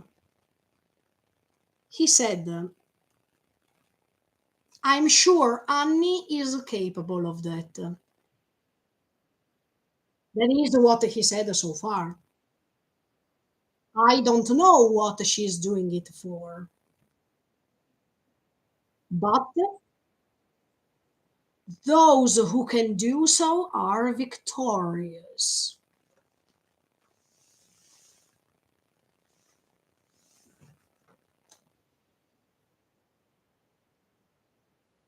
And Eren is staying over there thinking, okay? Thinking about Armin's words. Look, guys, now try to understand that these words in season 1 were said by Armin to Eren, and in these sentences you find exactly what Eren did. So while Armin was giving him a piece of advice, Eren took this advice and did exactly what was told. Because, let's go back one more time. Okay, once again, season 1, episode 24, minute 18. Okay, Armin tells this. Eren, there's something I said to John before. People who are unable to abandon anything can't change anything. Eren did it. He followed this suggestion. So he abandoned his friends, he abandoned his humanity, he abandoned partially, because, okay, he transformed into the Shubi no Kyojin, but I still clearly find humanity inside of Eren. But let's say, from their perspective, Eren abandoned them. Eren didn't want to stay with them anymore. Eren became a monster. Eren lost his humanity by doing this. In that case, Eren changed something. So As you can see, the person who gave this suggestion to Eren is not Ymir, is not Zik, is not the Jaegerists, is not the creature. I'm talking about the bacterian, I mean, that thing. It's not only his own instinct that means, oh, since I was born, I wanted to move forward, and nobody could stop me, blah, blah, blah, blah. Oh, in that moment, in season one, Eren, if he didn't hear Armin's voice and Armin's words, probably he would have stayed over there, and things would have gone in a different way. So things went in a different way. So people, the person, sorry, the person who suggested, even if of course Armin can't feel guilty because of the words he said at that time.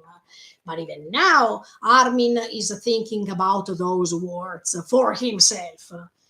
But we need to remember that those words were also said to Eren at the beginning of this story. Not at the beginning, but when they were confronting Annie. And later, Armin is also saying, I don't know why Annie is doing what she's doing, but you need to know that people like her, doing what I told you to do, they are victorious. That means if you do this, you can win. So I don't want to say at this point that everything that Eren did was based on his own thoughts only. I think that Eren heard many voices, except for his own instinct, but he also heard his dear friend suggestion. And at the end of the day, for their sake, he believed that what Armin said was correct, even now, even reaching the point we are now. Those words mattered to him. Because, of course, by becoming a Titan, you lose somehow your humanity, physically speaking, let's say, even for the actions that you make, because you kill others. But at the same time, we are talking about this suggestion that comes from Armin, and Eren followed it perfectly, thinking that the thing Armin said was the right thing to do, that brought them to victory. So we don't have to forget these too. I mean, we don't have to forget what Armin suggested Eren to become in season one. This is a fact, because now Armin, in the same moment, I mean, in this final episode, he is saying these exact same words. Of course, referring to himself this time, not referring to Eren, because Armin is referring to himself now, to his condition. That means you can't change anything if you're not ready to lose something or to abandon something. In this case, Armin knows that he has to get rid of his best friend to reach somehow victory and to reach a change. That it's going to be, this change is going to affect not only the comrades, I mean, Armin, Mikasa, Jan, Connie. No, this is going to involve a great amount of people. a huge number of people. So, are you ready, Armin, to get rid of your best friend for the sake of the rest of humanity?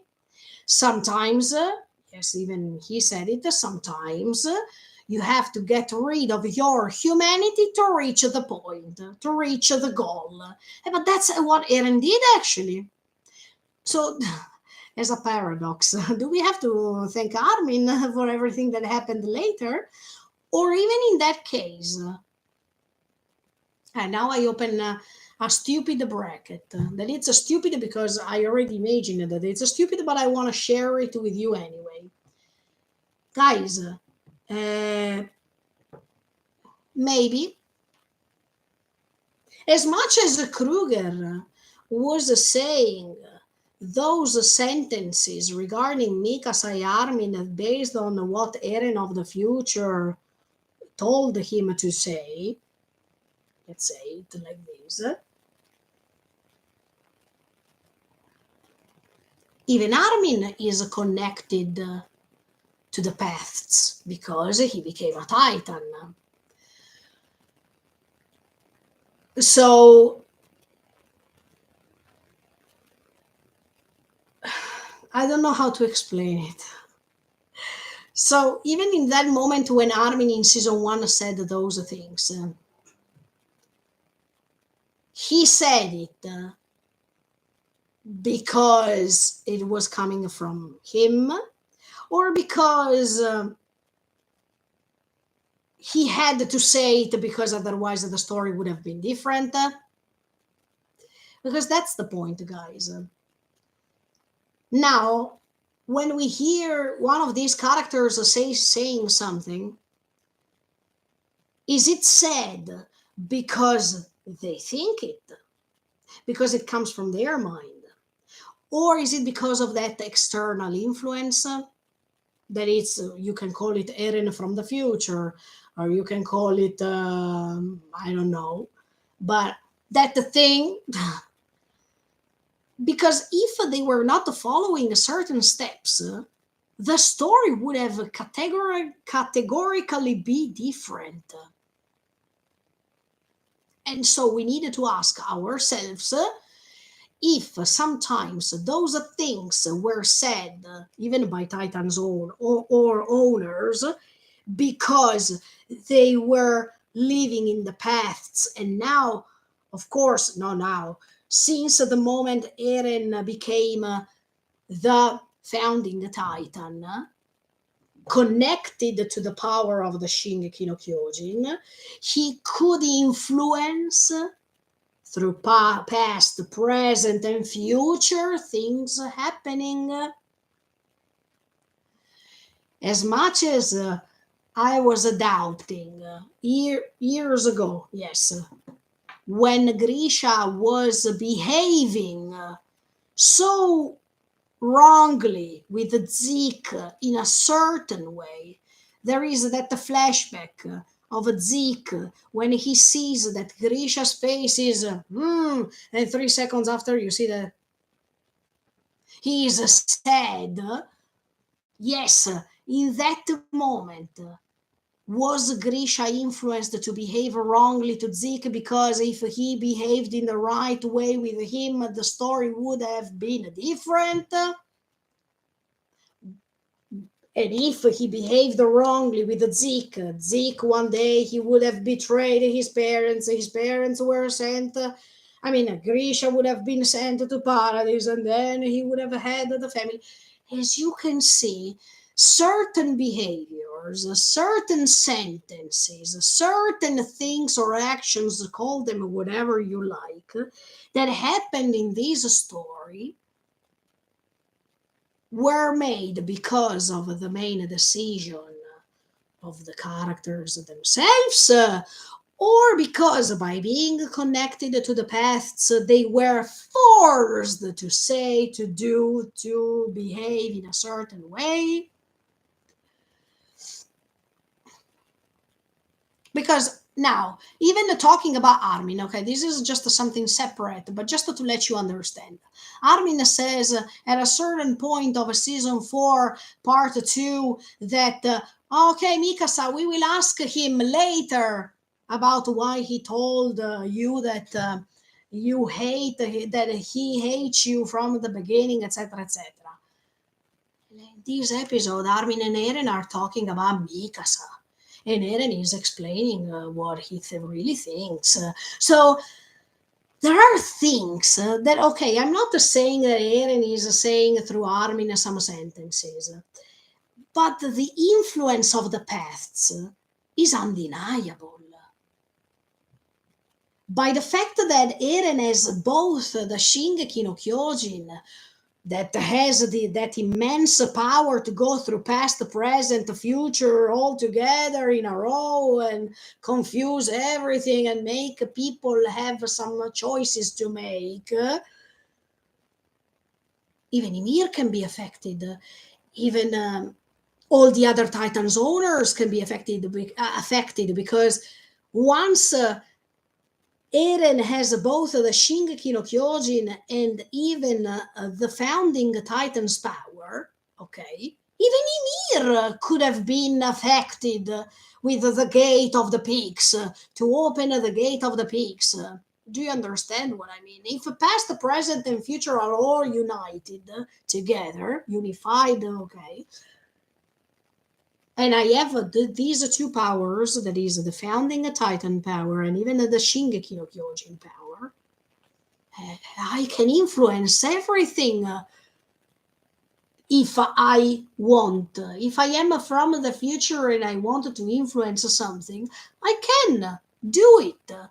Not just to the Shingeki no Kyojin owners, Titan owners, but even to all the other Titan owners, even to the source, that is Ymir, because I also have the founding Titan power.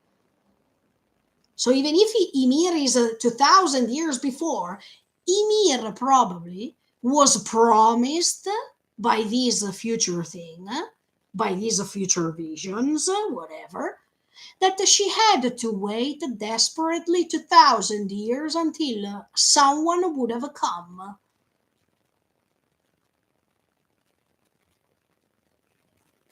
And it could make sense because she waited so much. Look, I can wait 1 year, okay? I can wait 2 years, okay? That she was moved by love. That is totally different. While she was having the kids with the king, etc., etc. And even after when she was eaten by her kids, etc., etc. But over there, I wait 2000 years because I really believe into something. Probably because I saw something.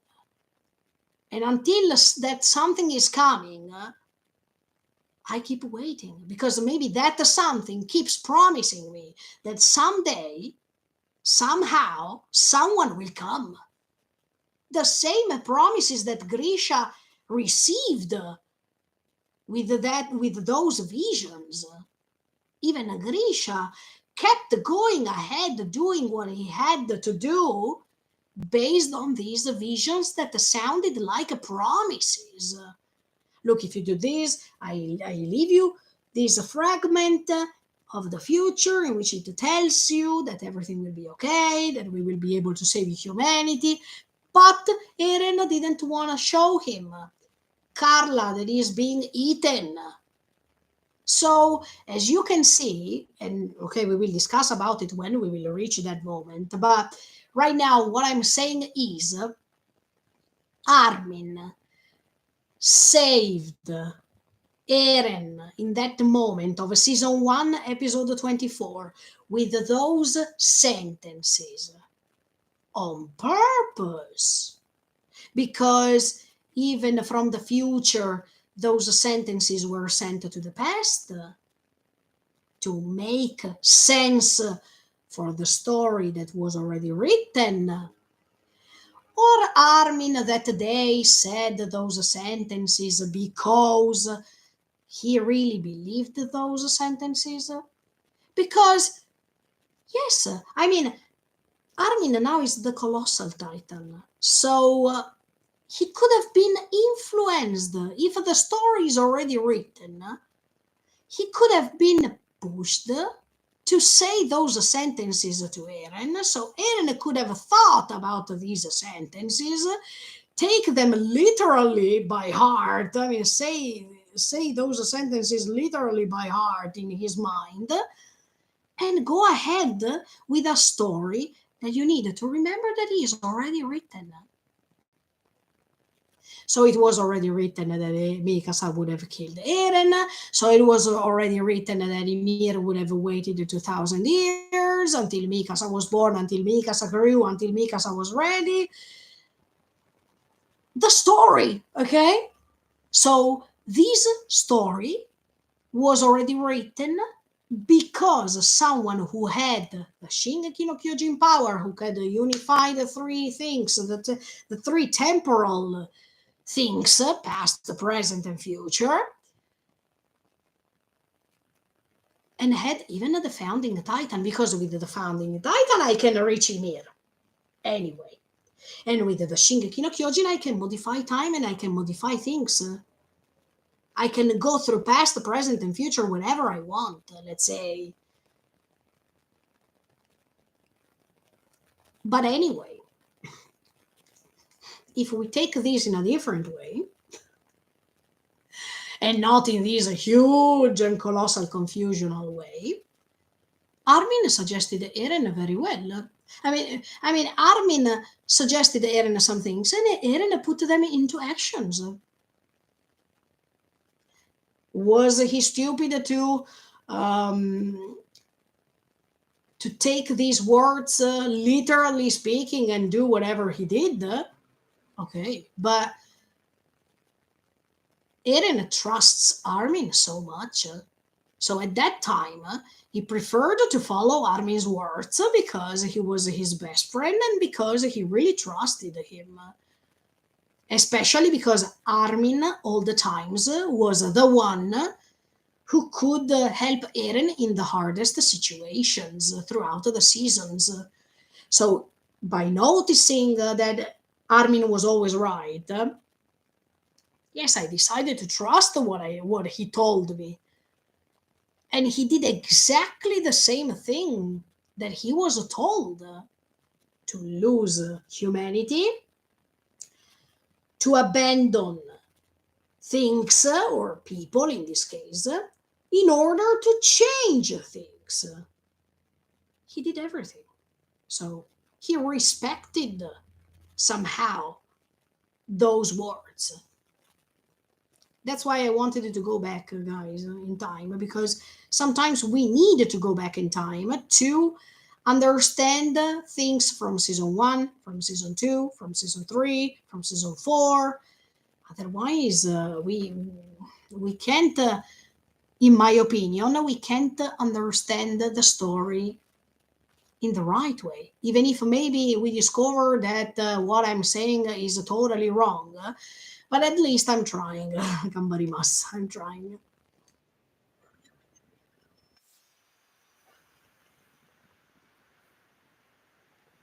Yes. And in fact, he said, I have to deal with Eren, of course, because now Armin, he's saying those words not to Eren, but to himself. And we all know that Armin already recognized the fact that he lost humanity because he killed lots of people.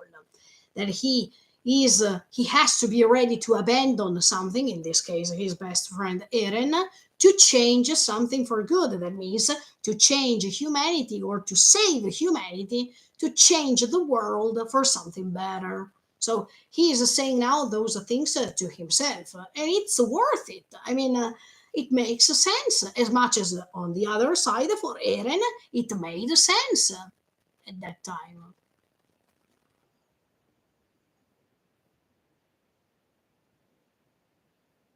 And then Armin, he is caught by this fake titan, let's say. And while he is caught, Ymir appears behind. Even in this case, I would like to think that Ymir wants Armin to be caught. because it was not the right time to explode. Because if he exploded in that moment, he could have not talked to Zeke. I mean, Armin could have not talked to Zeke. Armin couldn't understand other things. Armin couldn't help Zeke to realize some other things. So that was not the right time. As much as, and now I can say it finally, when Zeke was rescued by Ymir, even in that moment, it was not the proper time for Zeke to die. It was not the right time to abandon that world, even for Zeke. So in both cases, you see that Ymir is preventing things from happening. And exactly with the two characters who were needed for the real change. Because if you think about it, if Zeke died at that time on that cart with Levi, Zeke, of course, could have not started the rumbling together with Eren, let's say. I mean, with the touch of the two brothers, there was not the possibility for Eren to reach Ymir, but even to start the rumbling. But at the same time, if Zeke died that day, the story would have been different. So once again, that was not the proper time, the right time to end his life. And in fact, Ymir was rescuing him. But even in that case, Ymir was working for somebody else to make the story go in that way. I mean, was it Ymir's choice to remake Zeke's body at that time, or she was suggested to do so for the sake of the story, because the story is already written, so Zeke didn't have to die in that moment. At the same time, things are happening exactly the same for Armin. Armin is not supposed to transform into the colossal titan in that moment, because he needs to meet Zeke first. He needs to change Zeke's mind so that Zeke can change the previous owner's minds. And the story can go ahead as predicted, as it was written already. So Ymir now is working for someone coming from the future that is telling her how and when to act, so the story goes as it's written, because she saved the two main characters that are going somehow to change things. So this is relevant. This is really important. By the way, we understand that it's because of Ymir that Armin is sent in the paths dimension. So I think, as I told you in this live streaming, that things need time, the proper time to be solved, to be done, etc., etc. That was not the right time to transform into the colossal titan. But I like another thing, sincerely, the fact that Mikasa could sense, let's say, that something was happening to Armin. And in fact, she turned and said, Armin! She felt that something wrong was happening. So even in this case, these kind of bonds that are not fading away based on feelings, based on their sensations, based on what they feel. That's really awesome, because even if Mikasa was already almost gone away, she felt that something might have gone wrong, and she turned and she realized that Armin was being caught. So, yeah, I'm thinking. I mean, the more I'm talking, the more I'm thinking. In fact, see, Armin can see Ymir, and it's not the first time that he can see her. He can see Ymir. So everyone over there is connected. Everyone can interfere if there is the need, or everyone by being connected can see or can realize at a certain moment, in a specific moment of time, not immediately, that everything is connected by something. But in this case, that something is not Ymir specifically. It's not the creature, because everything started when the creature touched Ymir, la la la la. No, everything is connected, in my opinion, to the Eren of the future, to that thing from the future telling them how to make this story repeat again and again and again in the same way. Because if something went in a different way, and you saw it even in this episode, things were not good. Things were not good enough. Like when Eren is meeting Mikasa in that other dimension. If things would have gone in that way, the story would have been different, but it was not the story as it should have been. So that the thing didn't happen. That's why I'm saying that when, especially the Titan owners, because they are all Ymir no Tami, they are all the population of Ymir. But only the Titan owners, they have this ability to connect to the main source. But the thing from the future, let's say Eren from the future, he has even the Shingeki no Kyojin power, not just the founding Titan power, not just the Hammer Titan power, let's say. So they can connect. They can all connect. And that's why even Armin can see Mira clearly. Because she is also part of this sharing thing. Sharing of feelings, of emotion, of the story, etc., etc., etc. She is one of them. They are all together. They are all the same.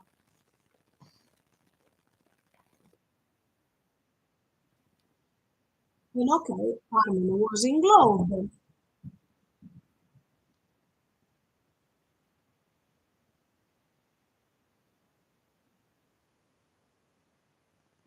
See, one thing that I noticed is that Armin was caught, but he couldn't speak. That means if he could have screamed, for example, things would have gone differently. No, maybe one of the comrades with the ODM could have come and kill that fake Titan, let's say. But he was stopped from talking, from saying anything. So they recognized that Armin was caught a little bit later, because the story has to go like this. I don't know how to say it better than this.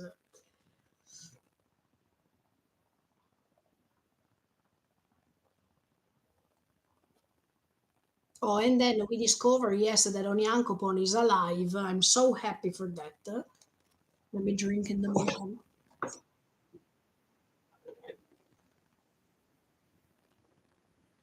I know, yes, yes.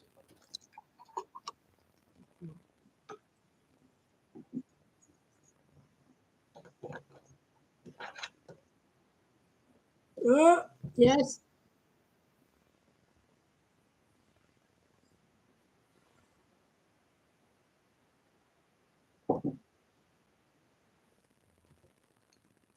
I appreciate even the fact that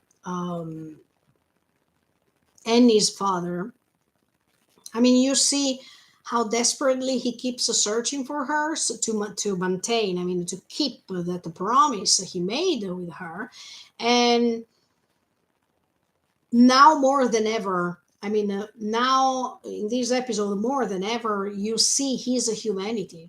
I mean, Annie's father's humanity is shining in this episode more than in all the others. You see the fear of losing someone dear to him, and that's the leitmotif of this episode. That it's even one great theme of this story. That it's even explained later clearly by Zeke. The fear of losing life, the desperate search of a solution to keep life going on, because we as human beings are afraid of death, and we keep going on trying to find a way to survive, try to go on living, try to live as much as possible, even if we are perfectly aware of the fact that we all die, because we have a time limit. We all have a limit. There's no way that someone can live more than the usual years that we know. So, anyway, even if, let's say, Annie's father would have had 80 years, Annie would have done everything to save him, to protect him, and to let him live longer as much as possible. Because, yes, human beings are afraid of losing someone dear, even if that someone dear has a time limit or two. But we as human beings are afraid to approach death because we don't know what's after, if there is something after. So that death to us means the end.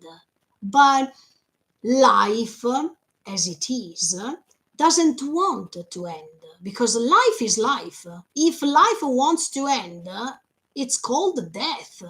So, of course, life is going in contrast with death, not only because they are opposite. So, if there is one, there is not the other one, or they can coexist, yes, absolutely, as opposites. If there is life, there is also death. But at the same time, life can't be death, and death can't be life. So even if they coexist, they can't become the other one. So, of course, if life is approaching death, it's afraid, because life can't turn into death. And that's why, even in this case, when Annie's father found Onyankopo, the first thing that he asked was, "Oh, do you know?" Even if he couldn't answer for sure, but "Do you know Annie? Do you know Annie Leonard? If you come from Paradise, do you know that's my daughter?" Because even if he knew that she could have probably died in this case, because um, there were so many years that they couldn't meet, etc., etc. But at the same time, that promise, that hope to go on living, was never fading away. Um, and it's like when parents sometimes say, "No, even if I don't meet him for a long time, I can feel inside my heart that he or she is still alive." Okay. Yeah. But that life that doesn't give up to find another life, that keeps going on ahead. I mean, that keeps living. So, yeah, I like this thing. I mean, I like that even if you are not certain of the result, the will to survive that predominates, even this story, because the story is based on the will to survive in different ways, but it's always a will to survive. As human beings, that's what we hope, even if we know that it's not possible to live forever. But until we can, let's try, right? But yeah, I'm happy that Onyankopon survived, because um, not only because he's standing on our friend's side, let's say, but also because uh, he was the first one to represent diversity in the world of Attack on Titan. In another way, I'm talking about the skin tone, but also because when he was talking to Armin at that time, when Armin was asking what is that god, I mean, they have never heard before of of gods, right? In Paradise, they have never talked about this subject. Yeah, I think that Onyankopon in that moment gave the perfect answer. That doesn't mean just the diversity of a population or the diversity geographically speaking, but even of the skin or the skin tone, but in general. Okay, what I told you before in this live streaming, diversity is one of the most important things, and the fact that we are all unique and we can give different things to others, that's what matters and that's what we need. Because if we collect all the same experiences in the same way and responding to these experiences in the same way, we certainly believe that we can reach a sort of perfection, because we all think the same, we all do the same things. If you don't do this, you are not good, but and you are wrong, etc., etc., etc. Perfection in humanity doesn't exist. We can try all our best to be perfect, but we will never be able to do so. So even for these things, if we get in touch with different people who think differently, who are different, who express their opinions differently, we can enrich ourselves. We can extend our horizons, and we cannot be perfect, but we can have a sort of knowledge that the more you get in touch with the different people, the more you different to different experiences, the more you hear different ways of talking, the more you hear different cultures, the more you hear about different ways of solving the same problem, the more we enrich ourselves as for knowledge. And knowledge can grant you a great power. And how can we gain that knowledge? By getting in touch with the different people, by being aware of the fact that one person like Onyankopon experienced some things, one person like Ymir experienced other things, one person like Magath, for example, experienced other things. People of Marley, they experienced other things, different points of view, different experiences. Diversity can make you feel better, can make you yourself better, because you don't see one thing one way only. And when Onyankopon was saying this to Armin about the diversity and the beauty, the fact that even God chose us to be different, it matters. Because look at this story now. If they all thought the same, there would have not been change. Nothing would have changed.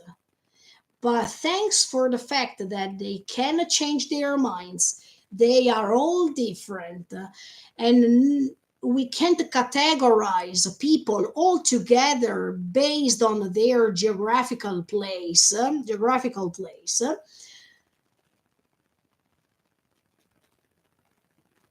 Change is possible. Until we are all different, change is possible. Then, if diversity stops to happen, I mean, it's no more possible, then we can't change anything anymore. So this diversity makes the world change sometimes. And that's why I am happy that Onyankopon is alive, not just for his skin tone, but even as a principle of diversity. That as a paradox, even Yelena survived, okay? And we know how different she thought. We know how stubborn she was in her convictions. But now she had the possibility to change by having in front of her eyes reality as it was, and even by staying together with the people who experienced the different things, etc., etc., etc. So diversity can let you think and can let you change your mind if there's the need. So this is so important. Sorry, I go to turn on the light because otherwise you can't see me anymore. Okay, okay, I'm back. I'm back. Let me go ahead.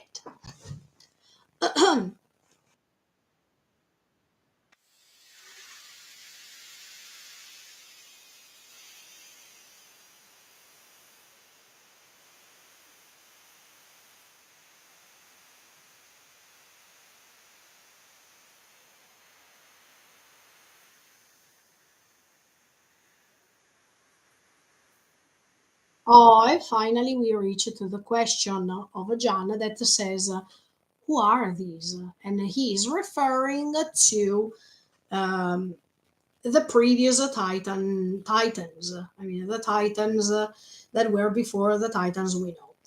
First of all, I want to say that I'm happy that I was right. I mean, uh, I was saying during the reaction that they are the previous owners, etc., etc. Yes, it was correct. Even in the trailer, I think that I said in the analysis for the trailer, I think that I said more or less the same thing.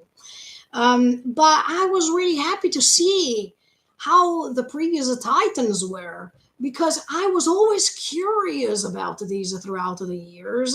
I mean, I was always asking myself, okay, we know the Titan owners so far. We know, for example, Grisha, who was the previous Titan owner of Shingeki no Kyojin, Kruger, that was the previous one, Xava, that was the previous one, Ymir, that was the previous one, etc., etc. But we didn't know all the others. Okay, then we couldn't count them all, and of course there is a 2,000 years of history, so of course it's impossible for us to check them all. But it was really nice to see even those forms of the Titans because it's realistic. I mean, if there is a descendants, I would like to see even what was before the usual that we know, to see how they were, to see how they changed, because some of them changed even the shape or the face. Um, their physical appearance was totally different. But yeah, I was so curious, and I don't know if it will ever happen, sincerely, but I would like to, if there is a possibility of a prequel, I would like to see how they were 2000 years before. I mean, I would like to see these great wars between Marlians and Eldians, their both perspective. I would like to see Ymir at that time, because okay, everything was summarized in few scenes, but it would be so awesome to see what was before the moments that we all know, and those moments that have a great meaning for the rest of the story. Yes. So I would have always liked to see the previous Titans owners as people or as the Titan forms. And I'm happy that they showed us here. I mean, they had this idea that Eren, through the hammer Titan's power, could reproduce these Titan forms, previous Titan forms, to contrast them, to try to stop them. For in the thing that they were trying to do, that means stop him. But yeah, it was a nice choice because till now we thought, okay, yes, there were the owners from 2000 years to now, etc., etc. But the fact that we could see them, that was really nice. I really liked that choice. And they also used it as a way for Eren to counterattack what they were trying to do. That means to stop him by having the founding Titan power, the Hammer Titan power, the memories of everyone, etc., etc. I mean, let's think about Eren. I think Eren, uh, the moment he had, from the moment he had the Shingeki no Kyojin power, the founding a Titan, he felt so confused. I mean, I think inside his mind, all the thoughts of everyone for 2000 years mixed with. Well, I would have felt confused too, personally speaking. I definitely think. Sorry, I go back a little bit with the table. Sorry if it's shaking. But I would have felt confused too, sincerely. So I agree when later he says, I'm confused. Okay. He definitely, yeah.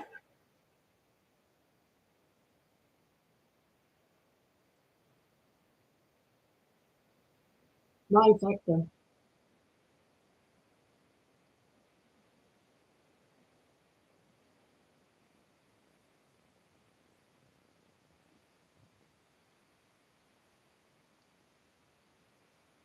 Yeah, okay, I agree with what Levi says because while John he's panicking and he's saying, "Oh no, no," Connie is panicking and he's saying, "Oh, but Armin is still alive. What do we do?" Johnny is saying, "Yeah, what do we do now? Because they are not pure Titans. That means the Titans with no intelligence." Um, yeah, Levi's saying, "Don't worry, because if Armin would have felt scared for his life, he would have transformed already, right?" But of course, Levi doesn't know what's happening to Armin. Because right now, before reaching Zik, there is a moment in which Armin is confronting himself. That is very important. But I also agree with what Levi says because he keeps trusting Armin somehow. And he doesn't want that everyone is panicking because when there's panic, then you don't use your proper thoughts in the right way. So I think that Levi, even in that case, wanted to calm them down and to let them be focused about what was happening, etc., etc. Even if I remind you, Levi doesn't know that now there is Armin versus Armin. I mean, there is this psychological contrast between he see him himself not moving, etc., etc. Levi can't know this, but it's happening.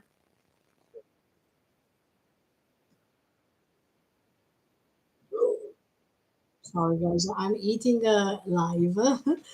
That's salmon, salmon raw, yeah, eggs. Do you know? Yes, ikura. Yes, I'm eating for a second. I feel hungry actually. Mm. Mm. Tonight, my husband and I are going to eat that. Sushi. You can talk. Yes. Usually the ikura, they put the motto がたくさんsalty けど、But last night I I, put 2.2% of salt. well, I think it's enough. Yes, it's Okay, can you give me another bite? Sorry, guys, I'm talking for almost 3 hours, so let me just bite something. Sushi. Mm. Mm. Mm. Buono. I think it's salty enough. Basta, amore, eating because otherwise later we don't eat anything. Però, which one do you think it's better? This one or the other store?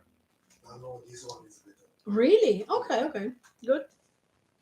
So later we are going to eat. Okay, sorry guys, I'm back. Very bello, però. Buono, buono. Ok, Hmm. See? See? Even in this case that Armin left for a second, we need someone who's comforting Mikasa. Because Mikasa is always there, panicking, angry, etc., etc. So Levi here is essential because he is helping Mikasa to calm down, to think, to stay calm, and not to react as much as she would have done. Because in the case of Mikasa, she would have already gone, oh, Armin, give me Armin, etc., etc. No, even in this case, it was better that everything was settled like this. And in fact, Levi is not only talking to Connie and John, he is talking especially to Mikasa. And he's saying, Mikasa, don't charge off. That means don't rush with your thoughts. Stay calm, because if you don't stay calm, things will proceed in the wrong way. Hello, Husto. Hello. Kenny was a cool character. Yes. If we have to talk about Kenny, we will reach that moment. Somehow, we will reach even the moment in which we talk about Kenny. Don't worry.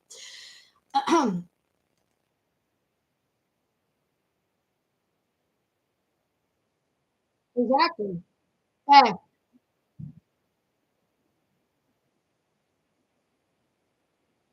Okay, so Peak, finally, she is saying, did you like the ending? Absolutely yes. And when I will finish this enormous analysis about the episode and the story itself, I will tell you even why did I like it, why I thought that this was a coherent ending, etc., etc., etc. Now, Peak, she is saying that she wants to attack, actually. And she's also explaining the fact that those that they are seeing are not pure titans. Absolutely, yes. But they are the previous forms of the titans. So Peak is showing them what they are facing. She's telling the truth. But at the same time, she is saying something extremely important. That it's not only important for the moment that we are analyzing now. This thing that she's saying that now I'm about to tell you is important even to understand the next actions that are happening in the episode. The sentence is, who knows if their minds are still in there, though? This is essential as a sentence.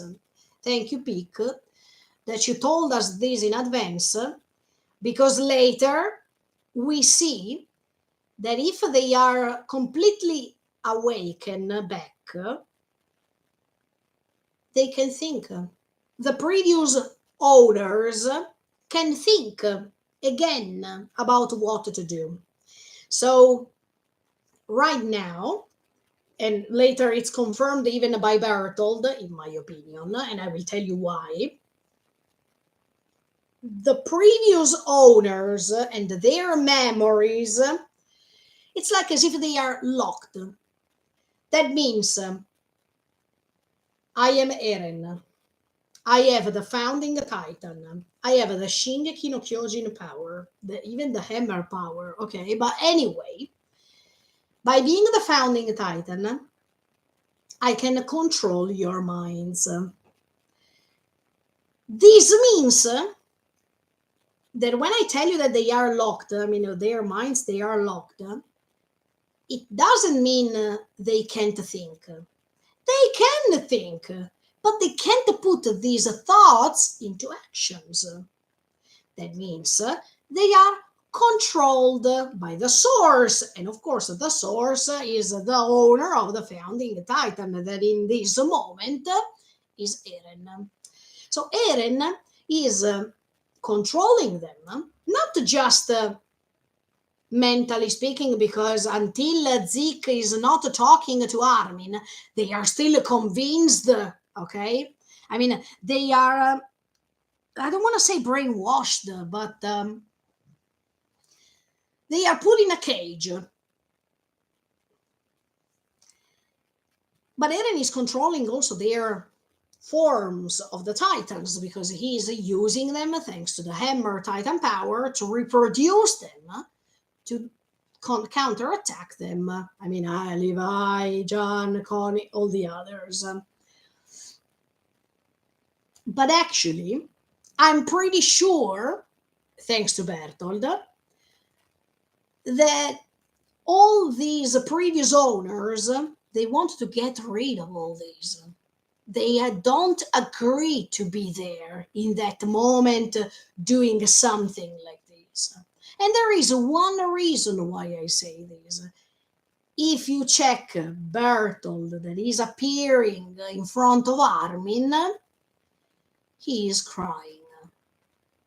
And I think that he is crying because actually he knows that he can't do anything.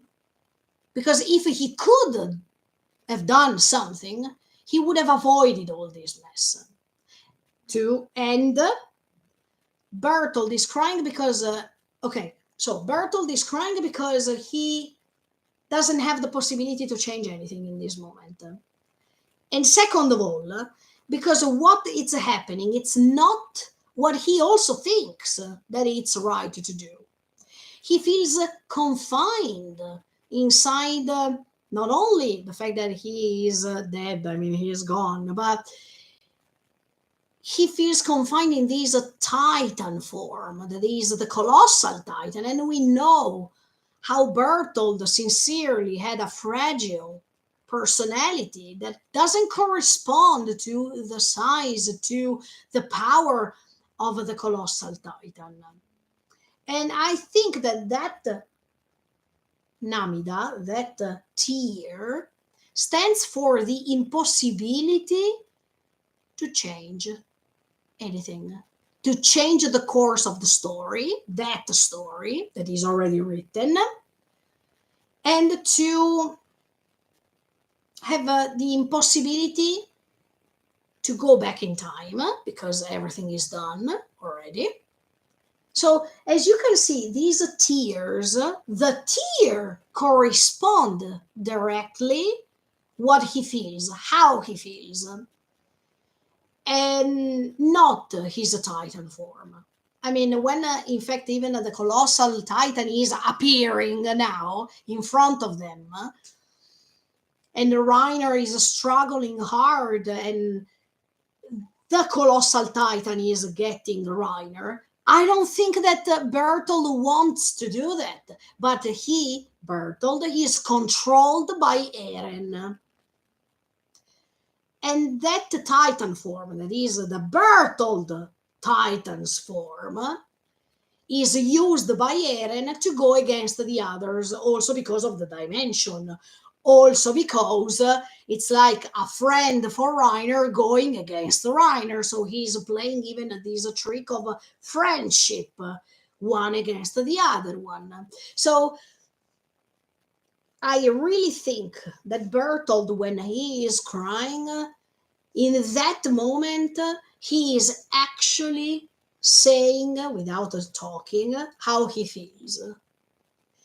And that tear goes back to the tear that we saw in season 3, part 2, before Armin waking up and realizing that he is the new colossal Titan.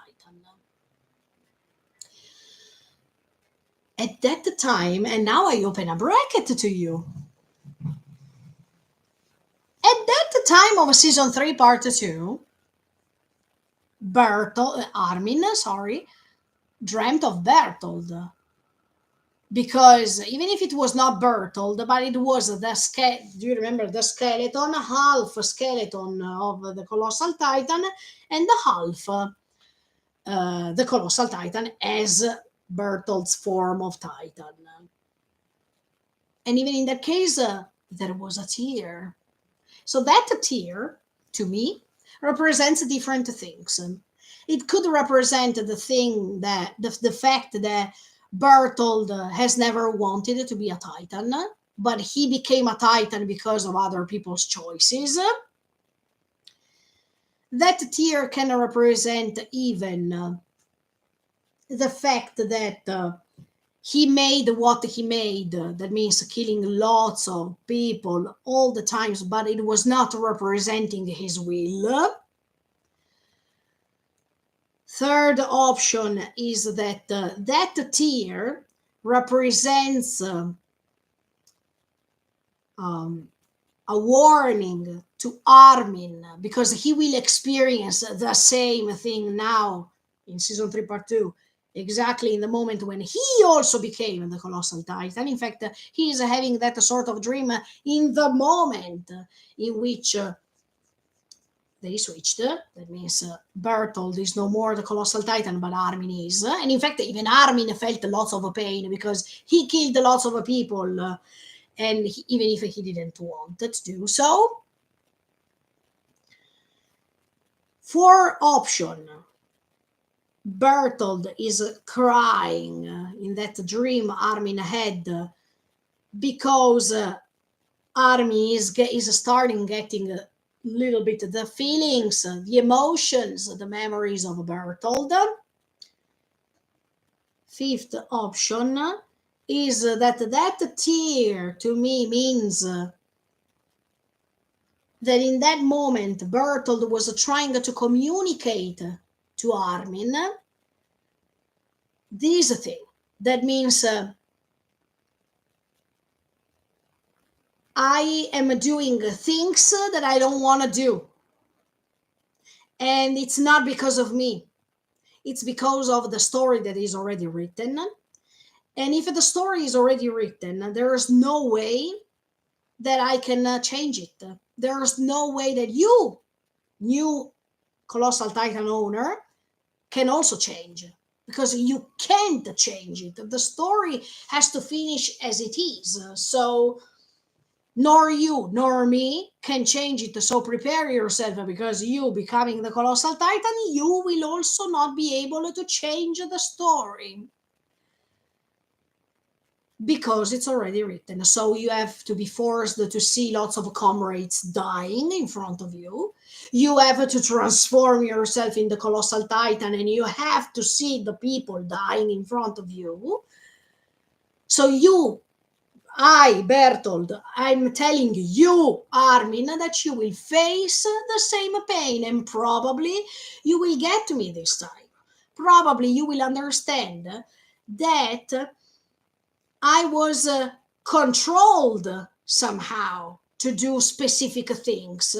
If the story is already written and I can't change the story, it means that even if that it goes against my will, my real will.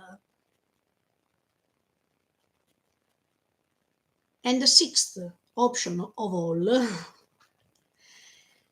is that tear can be reconducting to Eren's tear, Mikasa's tear, Ymir's tear, all these people who are crying in a specific place, in a specific time, and they can't explain that tear. But that tear, it represents the fact that they all know how the story goes, but or they are against it, or they suffer for it, or or it goes against their will, or it's expressing pure sadness regarding how they felt, and maybe anticipating some things, painful things that are happening. Look at Ymir, look at Eren, look at Mikasa. I mean, look at even Berthold. Okay, but this tear has a deep, deep meaning, because it's like as if you are confined inside a story that you can't change, and you are forced to repeat that pain over and over and over again without being able to move on. But it's a thanks to Zeke's and Armin's conversation that finally they can move on. That finally they are able to rest in peace. Because even if the story goes on as it is, because it's written already,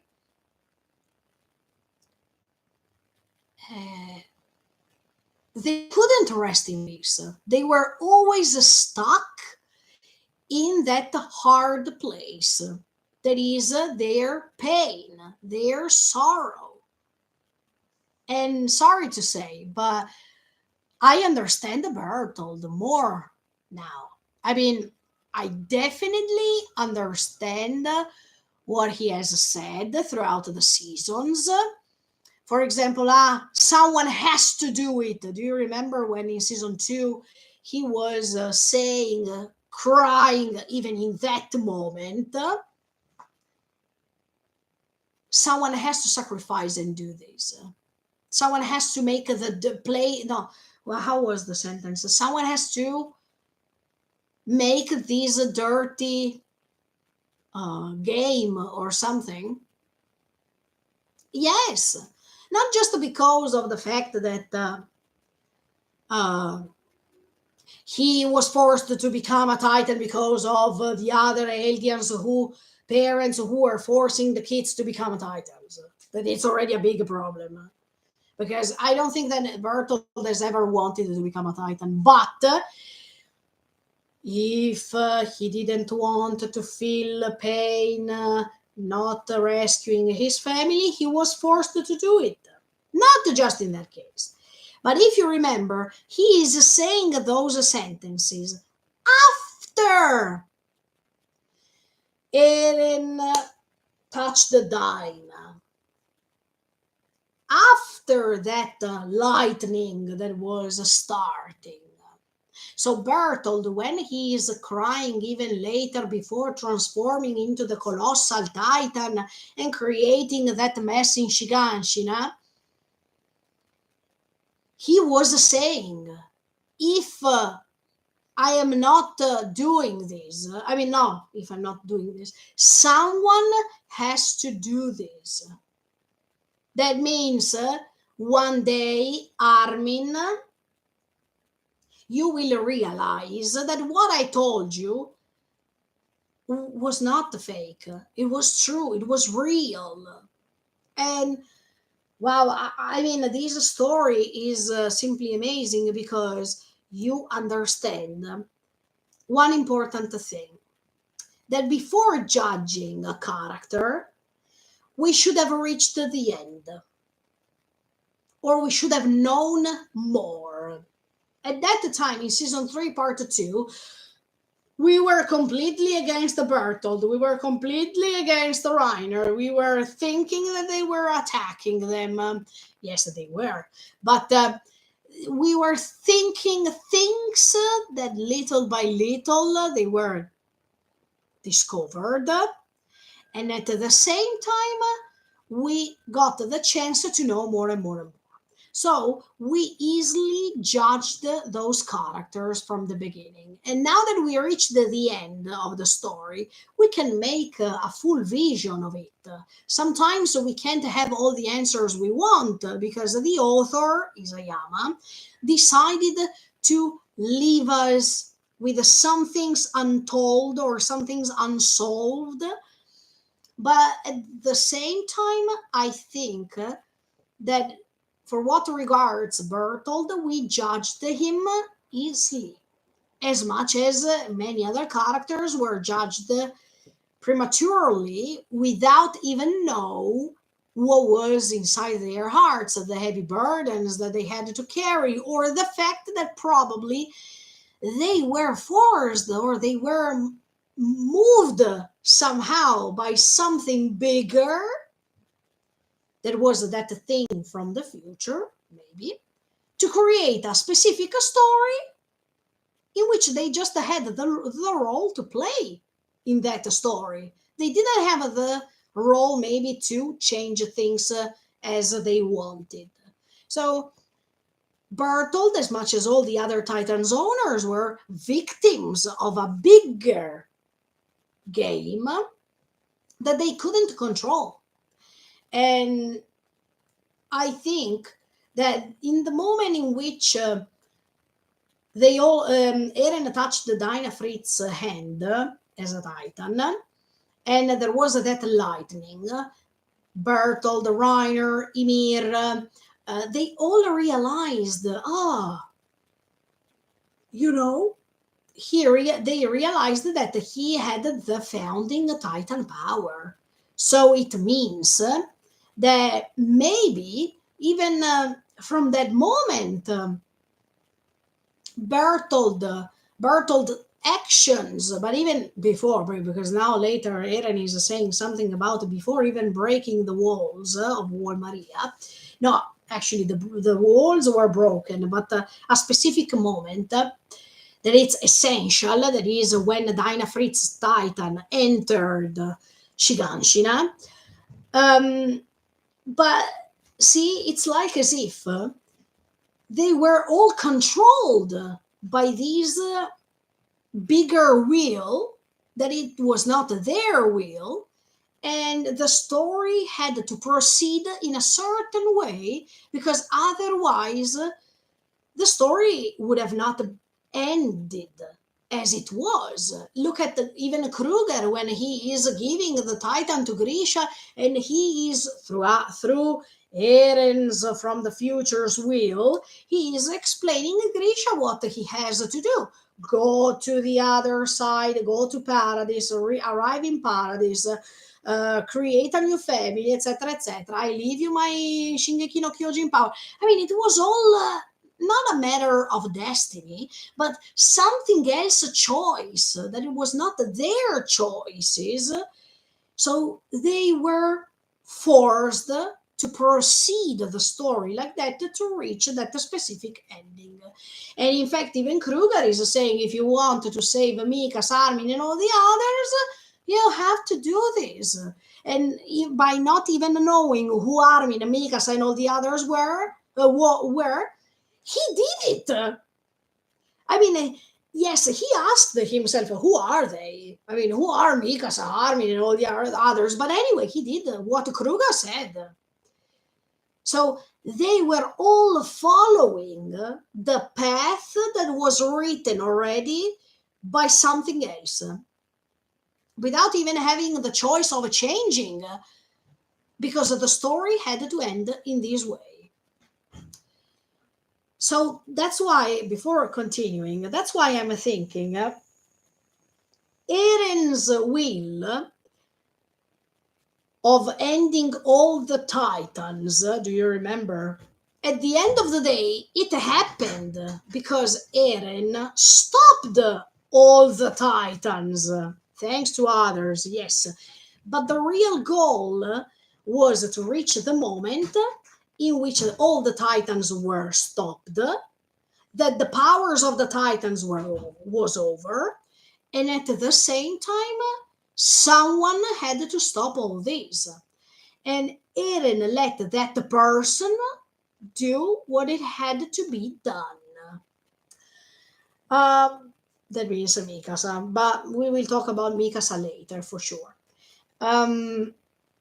That's why I'm saying that even Eren was a victim of all these main projects already written. The Eren that was following the path, I'm saying, not the Eren from the future, because the Eren from the future already knew how the story ended. So he had to let this Eren from the past proceed until it reached that same ending. But I think that Eren, by doing what he did, had the goal to let them stop him.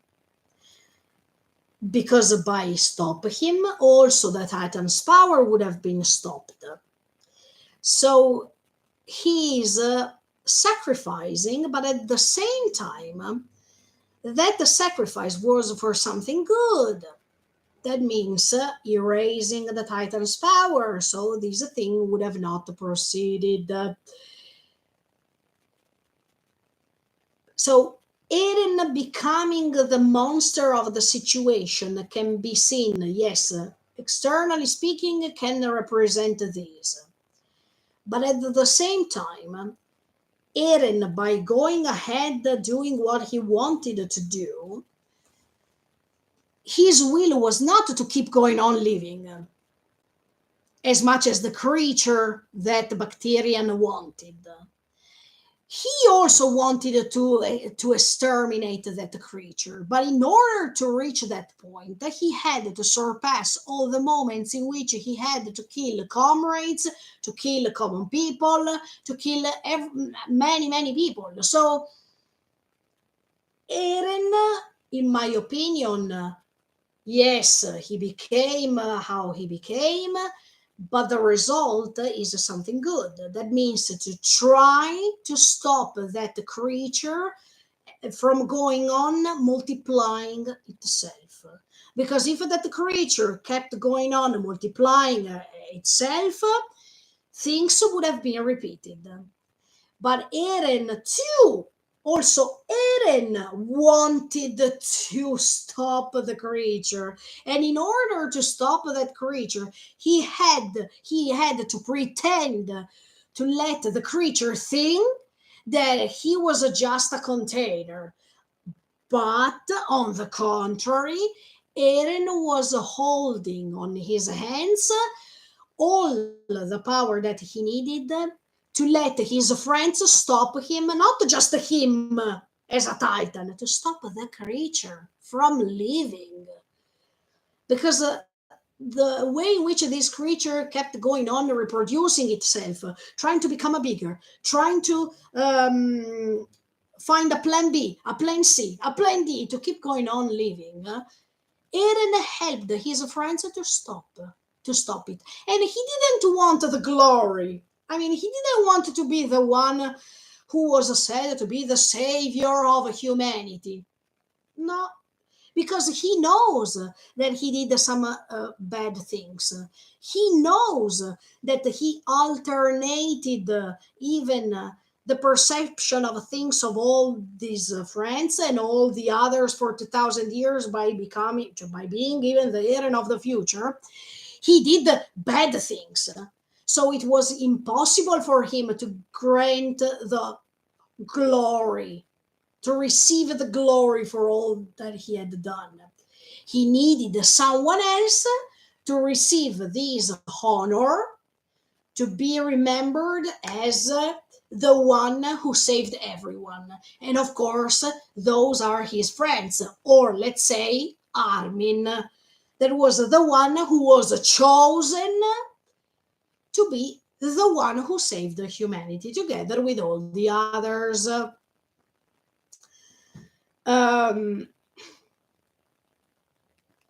That's why I'm saying that Eren tried to do something really malicious, something malevolent by trying to create some events throughout this story that was perfectly coherent and was not changing throughout the time, creating a story that was already written. But at the same time, he also wanted this creature to stop surviving, to stop multiplying. And how to do this? I mean, how can we do this? To let the creature, I mean, the bacterian, call it as much as you like, that thing, to let that creature believe that Eren was manipulated by it. That means manipulated by the creature itself. No, it's the opposite. Eren, as much as he manipulated Grisha, manipulated the events of this, of that, he also manipulated the creature itself by letting it think that he could have had Eren on his hands and do with Eren whatever he wanted. No, because this creature was stopped.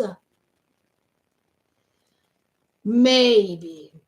Because here we touch another subject, but we have to reach that specific moment of the story in which I will talk about it. That is the extra credit scenes, because otherwise, I mean, I can't talk about them now.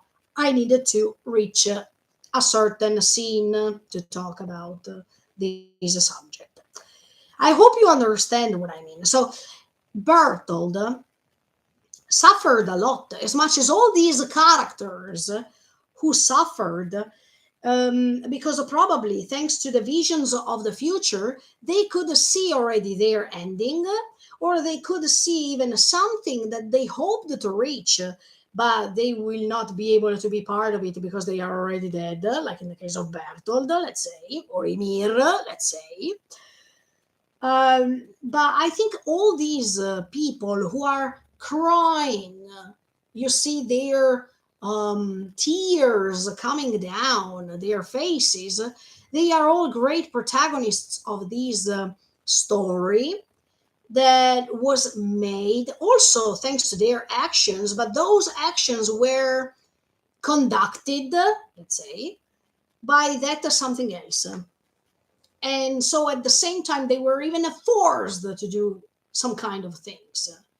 Even if they didn't want, they were forced to do certain things, even if they knew that probably later other pain was coming, but they had to do it because they were not the one to choose how the story would have ended.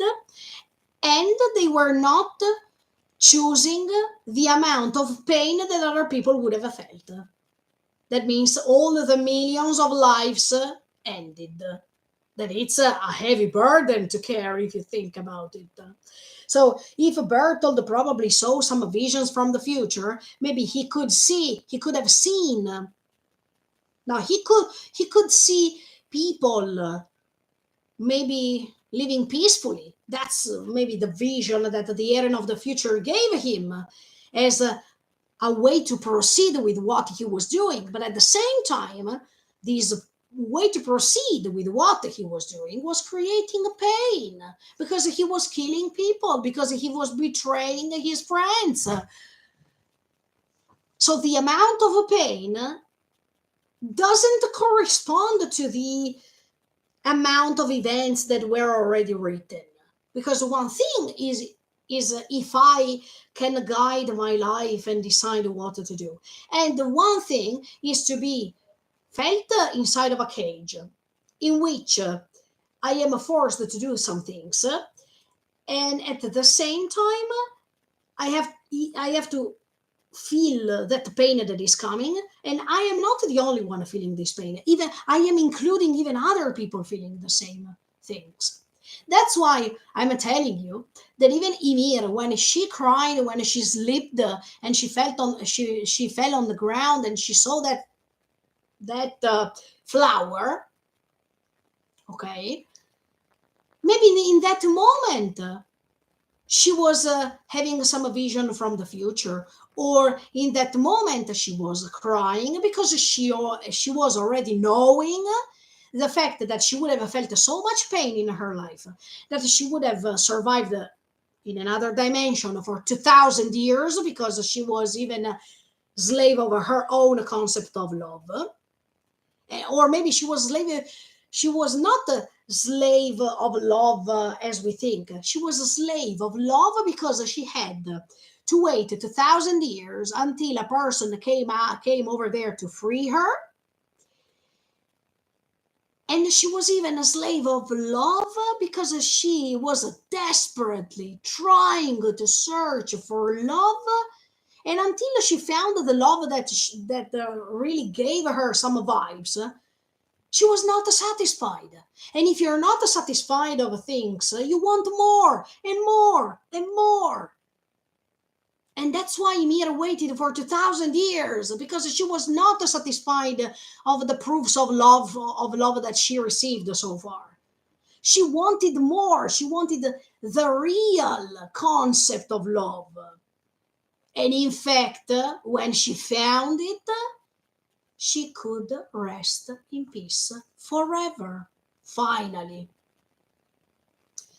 But even in that case, yes, that tear is because she knew that she would have been killed by her kids. She would have stayed over there for 2,000 years. She would have that decision would have created pain after pain after pain and after pain. The only way to correspond this pain to something exterior of her body was the tear. Look at the tear of Eren, for example. Episode 1. Eren wakes up, he is crying. Many things have to happen still, but he is already crying. Because by being connected already through the paths to Ymir and to all the others, he already knows, unconsciously speaking, that he has to suffer a lot. He has to create lots of pain in other people. He has to let other people suffer. He has to kill lots of people. And everything is corresponding to the tear that he is having on his face.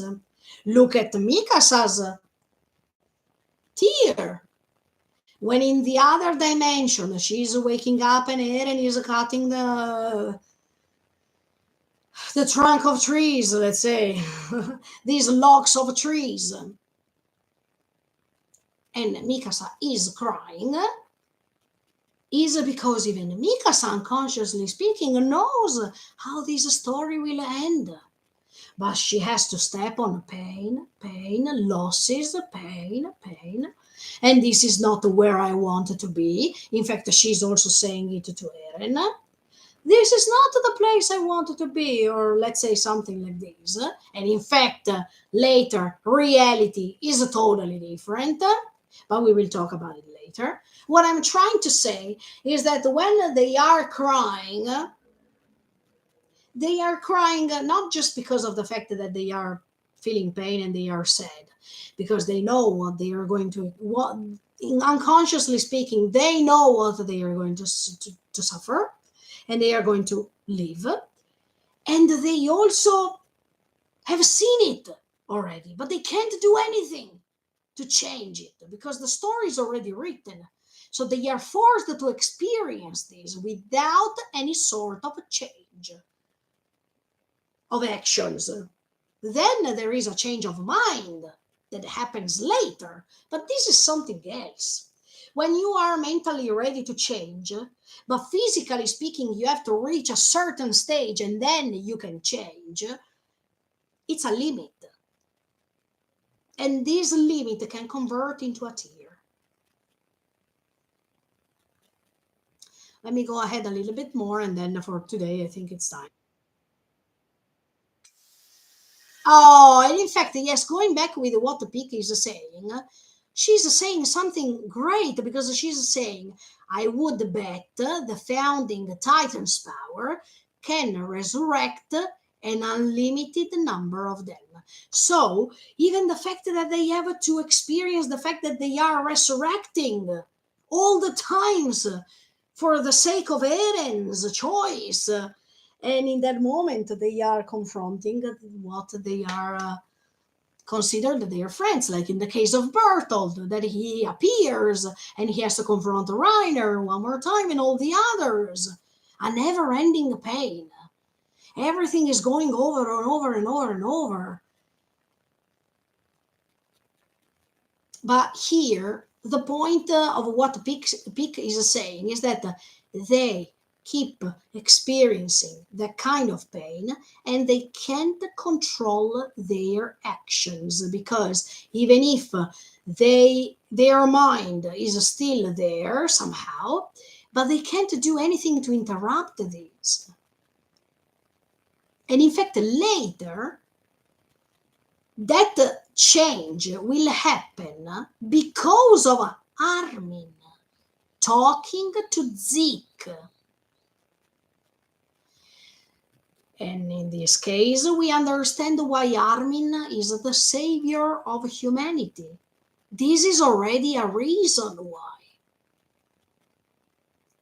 This makes you understand that Armin's role was chosen since the beginning.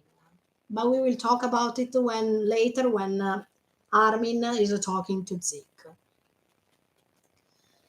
You understand the importance of Armin's character immediately. I mean, from the beginning.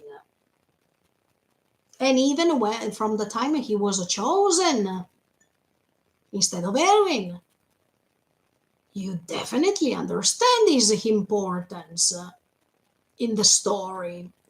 But we will watch other scenes because there are other scenes that are important for you to understand this concept. Anyway, Pick introduced us this thing. Maybe mentally speaking, these previous Titans forms, they still have their minds, the owners over there. But the Titan, the founding Titan's power, keep resurrecting them over and over again. And in fact, that tear is also a tear of pain, guys, because try to understand, it's like as if you can't rest in peace because you are always coming over and over again for the sake of something brutal. It's not something amazing, for sure.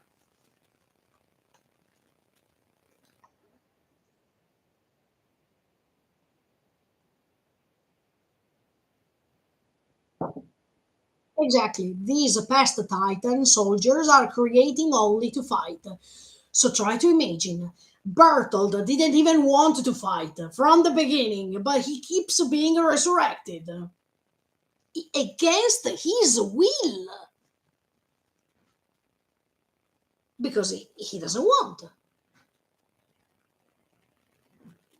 But he keeps being created by Eren. And that's why I'm saying Eren makes some things wrong. Because even in this case, he's recreating all these past titans because he needs to reach the goal. But it depends how you reach the goal.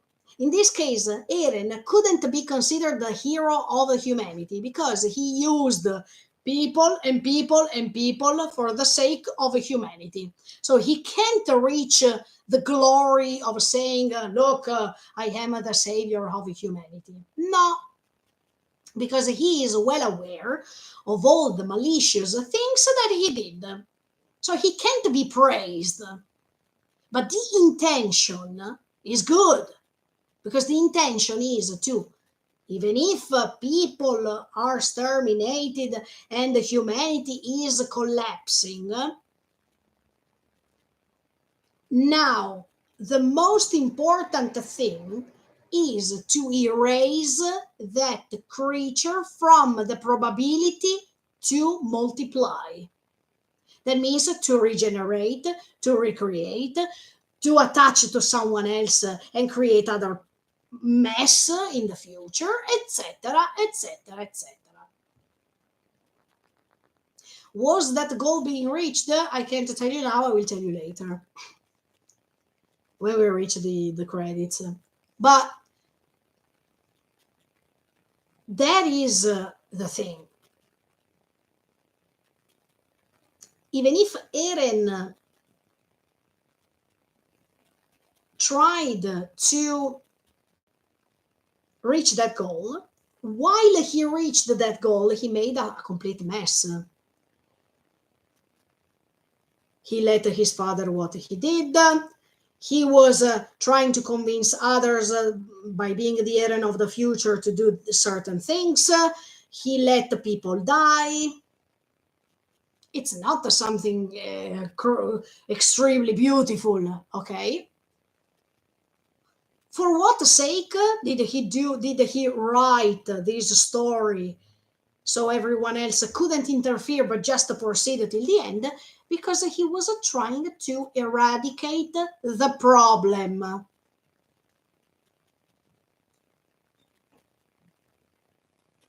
Did he make it?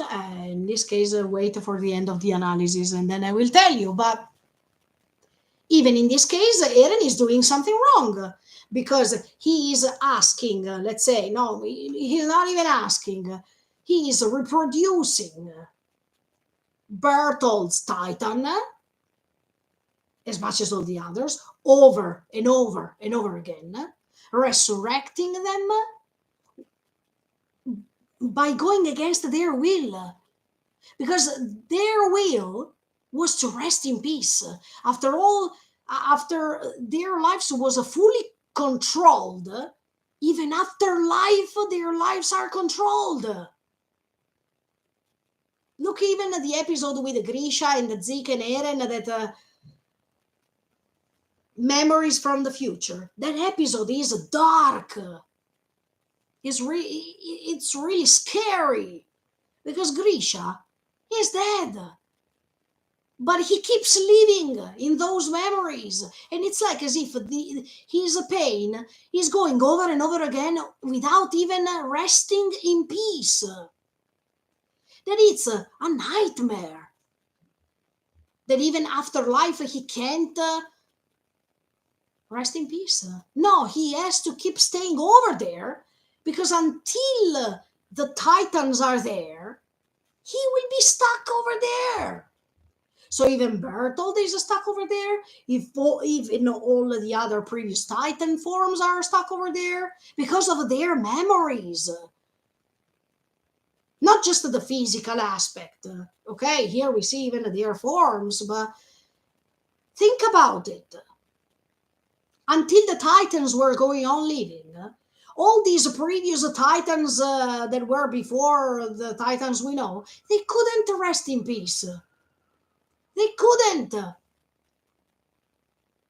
So Eren, that is perpetrating and recreating Titans on this big bone, he is really bad. He's evil.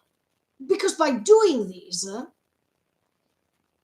he keeps them remembering things all over again, and he's using them. Then the fact that he is using them for a good purpose, because his main goal is that Armin is going to save humanity. And unfortunately, he is reaching that goal by doing meaningful things. But that doesn't mean that Eren is, the core of Eren's soul is mean. What he does is mean. But that doesn't mean that he is actually corresponding to what he is. Actions don't necessarily represent who we are. We can say things that we also don't think. And we say them because we are angry. We say them because we wanted to protect others. We say them because we wanted to give an image of what we are that is not corresponding to the real core of what we are. This is the same thing. The actions that Eren did were totally bad, totally wrong, but those actions don't represent necessarily the first and initial intention. That was a good intention. Eradicate something evil, something that is ready to go on living, even if it means stepping on others. But we will talk about these kind of things later, when I will analyze even the discussion between Zeke and Armin, etc., etc.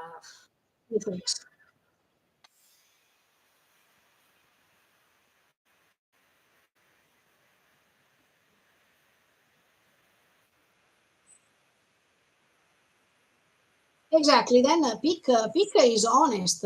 She is saying, "Look, I'm not Eren's friend, so I can't be moved by feelings, and that's why we can't go on easily with these, because these resurrection of Titans will appear over and over again. So until we don't do anything, things will go for the worst, right?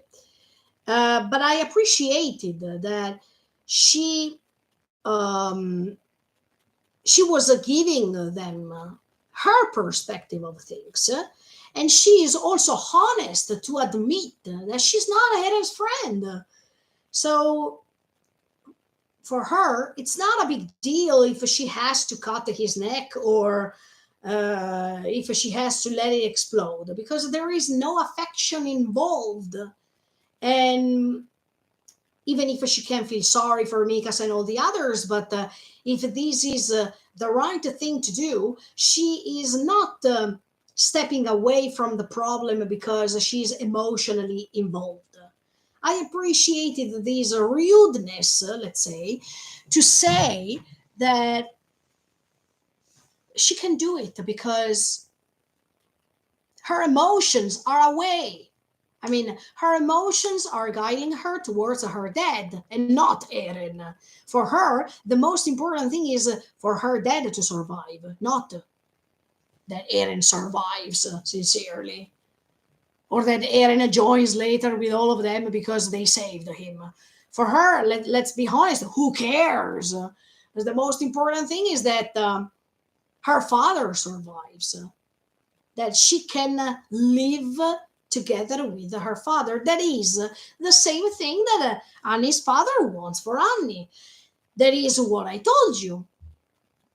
Even if Peak knows that her father is sick, and maybe he will have a time limit that is even more reduced than the others, but this is the will of life, to go ahead, keep going on surviving, even if you know that there is a limit. You keep going on surviving. That's our instinct. That's what we do. And we can't refrain ourselves from being like this. And we are even selfish because Peak doesn't care about Eren. Peak cares about her dad, and she wants him to survive. And if this means that she has to kill Eren, she will kill him, because the priority is that the one we love come first. Let's say. So for Mikasa, for Armin, for John and Connie, and for Levi, was double, two times difficult,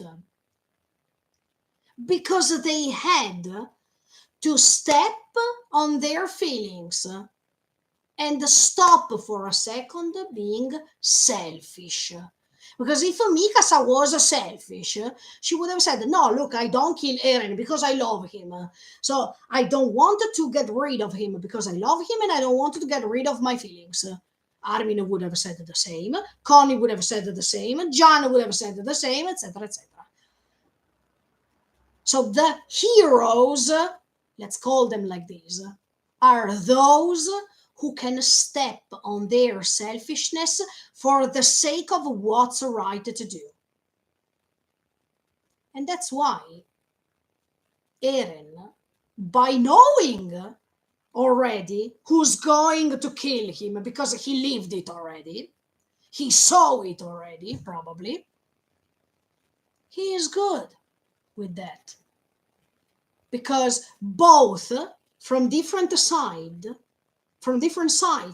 they reached the goal, that is to let this creature stop interfering with their lives, creating mess with this titan power,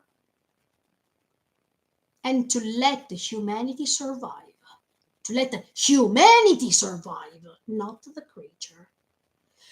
On one side, we have Eren, that he does that with a meaningful way, in a meaningful way.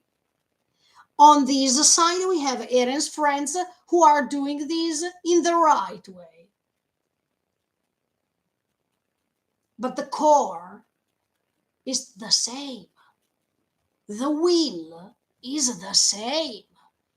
But we needed a courageous person, Eren, who was ready to become what he was not supposed to become, or let's say the courage of a person that is Eren, who is courageous enough to see that his life had a beginning and an end already written, and he had to live it, to feel it, to sacrifice for it, and to be able to let his friends shine. Even if they had the same purpose, to eliminate the Titans from the world, and to get rid of this creature that created lots of a mess for 2,000 years, it's better if they shine. Because they didn't do what I did. Because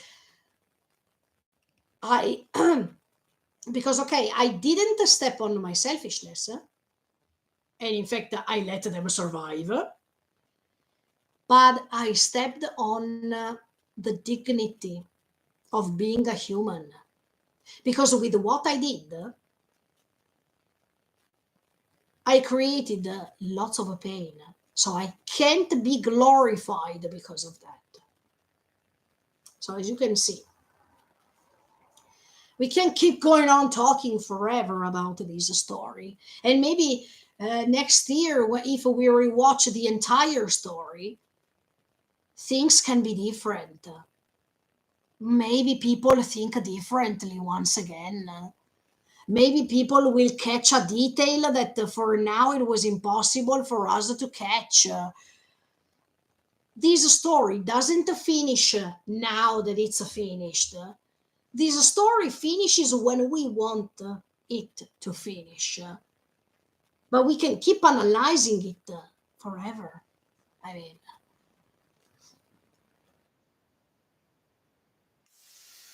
eh,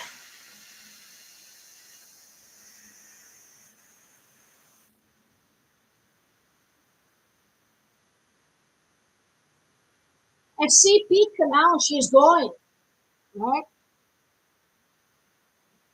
She's trying.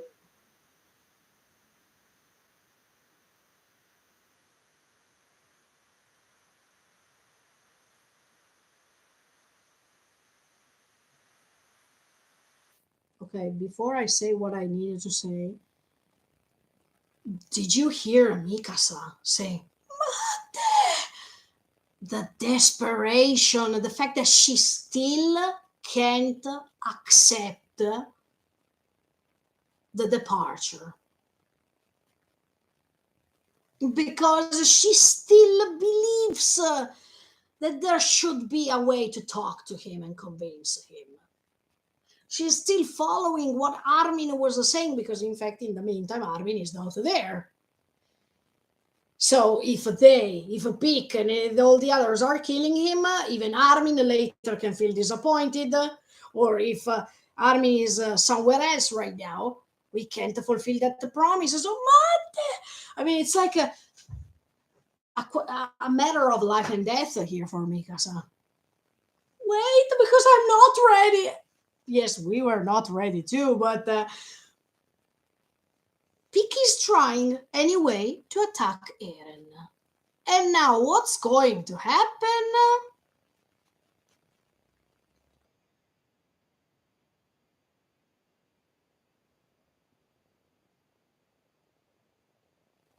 She is stopped by Eren. Pick, who's trying to defeat Eren in that moment, she is stopped by Eren. Why? Because he knows, by leaving it already, this story, he knows that that's not the proper moment to end him. Because before that moment, something else has to happen to make the story linear, clear, and with a meaning. Eren stopped the Pick herself. Because even if this Hammer Titan comes to fork Pick, That's Eren. It's Eren who's creating these titans. But Eren knows when it's the proper time for him to end himself. And it was not that time. So Pick was rushing, as I told you at the beginning of this live streaming. She was rushing. But when you rush, you don't think nicely.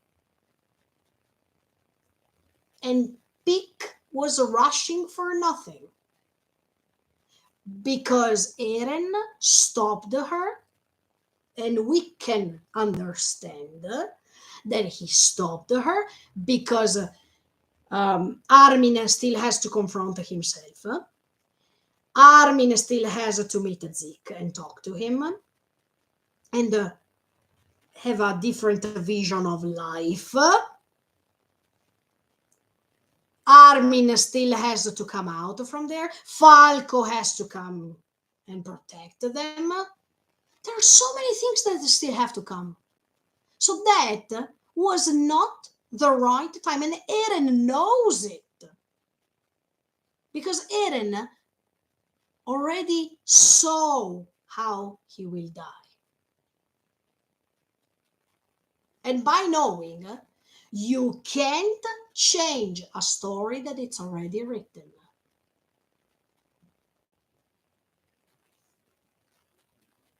That's easy for me to understand this. I don't know if I'm right or wrong, but in all this story, you understood many times that some people were trying to interfere, but it was not the proper moment. Zeke was supposed to die, but he couldn't die in that moment because he had to do many other things. Ymir was supposed to maybe die too, for example, with the, when she received that hit and that didn't hit the King Fritz, but she was protecting him for love, for a toxic love. It was not that her time to be over. And Ymir couldn't even say, no, sorry, I don't want to be eaten by my kids, and I don't want to live 2,000 years waiting for you, Eren, coming. She couldn't, because the story was already written. She had to wait, no matter what. It was not her decision to wait or not. Something else from the future was forcing her to wait 2,000 years. So as you can see, something bigger is controlling the proper time, when to do things, how to do things. And Eren, even in the previous season, he was pretty clear. You can't change a story that it's already written. So even Grisha, see, was supposed to become the Shingeki no Kyojin and terminate the Reis family. He didn't want to do it. What happened later? Eren tried to convince him one more time because the story had to go on like this. So even if you try to change the story doesn't go as much as you want. The story goes as much as that thing from the future wants. See, man, this story is pretty intense. Or anyway, it means Pick shouldn't be the one to kill me. Because he already saw it. Who's going to kill him? And that's why he could accept his death, because only one person could have killed him. And that's not the Pick for sure. That's not the Pick for sure.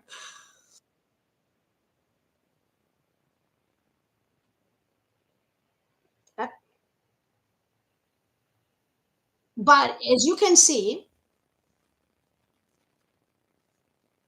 with that sort of a trident, fork, whatever, Eren stopped the pick. But at the same time, he didn't want to kill Pick. He could have killed Pick in that moment. But he preferred not to do that because he knows that Pick will survive. That's why Pick doesn't die. She had so many occasions here to die sincerely, especially now that she was stopped by Eren before launching the bomb. I mean, before activating it. Eren doesn't want her to die. She's just interfering into something that she's not able to change. So he prefers to stop her, and that's it.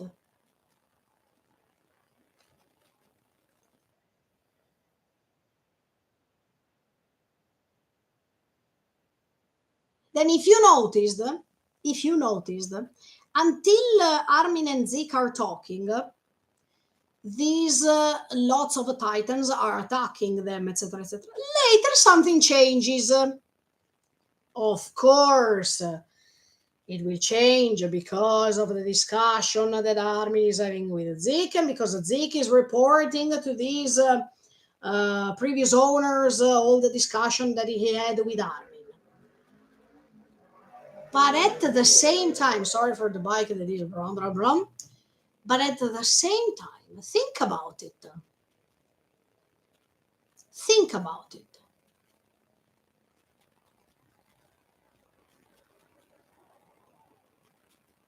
Even Eren was agreeing at this point with how the story was going on. Otherwise, as much as he stopped the pick, he would have found another way to stop even Bertold trying to protect them this time. Armin is the one who has to save humanity. So if Armin reaches that sort of dialogue with Zeke and is changing something, it was the proper time in that moment to change the story in that way. And nothing could have happened before because it was unnatural. It was not good for the story to be modified in that moment.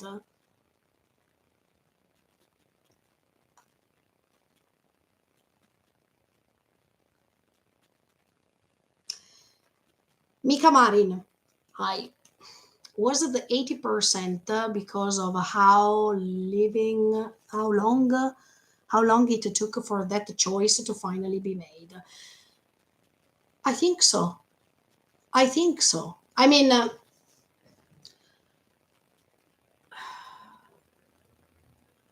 they could have stopped the rumbling before if they found Zeke, because when Zeke was being killed, the rumbling stopped. But I think that if Zeke was killed before, Zeke, firstly speaking, Zeke would have not rested in peace, too, by understanding the meaning of life. And second of all, Armin could have not had the chance to confront himself and say to himself everything that he has always wanted to say to himself. And even if Zeke died before, Mikasa couldn't have had the development of a character that she had. Falco couldn't have confessed his love to Gabi. Falco could have not transformed into a titan and come there to rescue them. So, as much as I said for these 4 hours, everything has its own time. And for Eren it was even more painful to know this. I mean, to know that everything has a proper time. While all the others were struggling to find a solution, etc., etc., Eren already saw his death, already saw his entire story, and he had to relive it over and over and over again. Let's be in his position for a second. I know how I will die, but I can't anticipate it. I can't make it further, I mean, more than the time limit that is designed exactly for my death. And I have to see all these people dying. I mean, all these comrades who died, all these people who I exterminate, because I also am victim of myself. That's terrible. That's something I would have never wanted to see in front of my eyes. And to see even how pain they feel, my best friends, my father, my mother, Shiganshina, the people living on the other side of the ocean who didn't have any sort of a fault.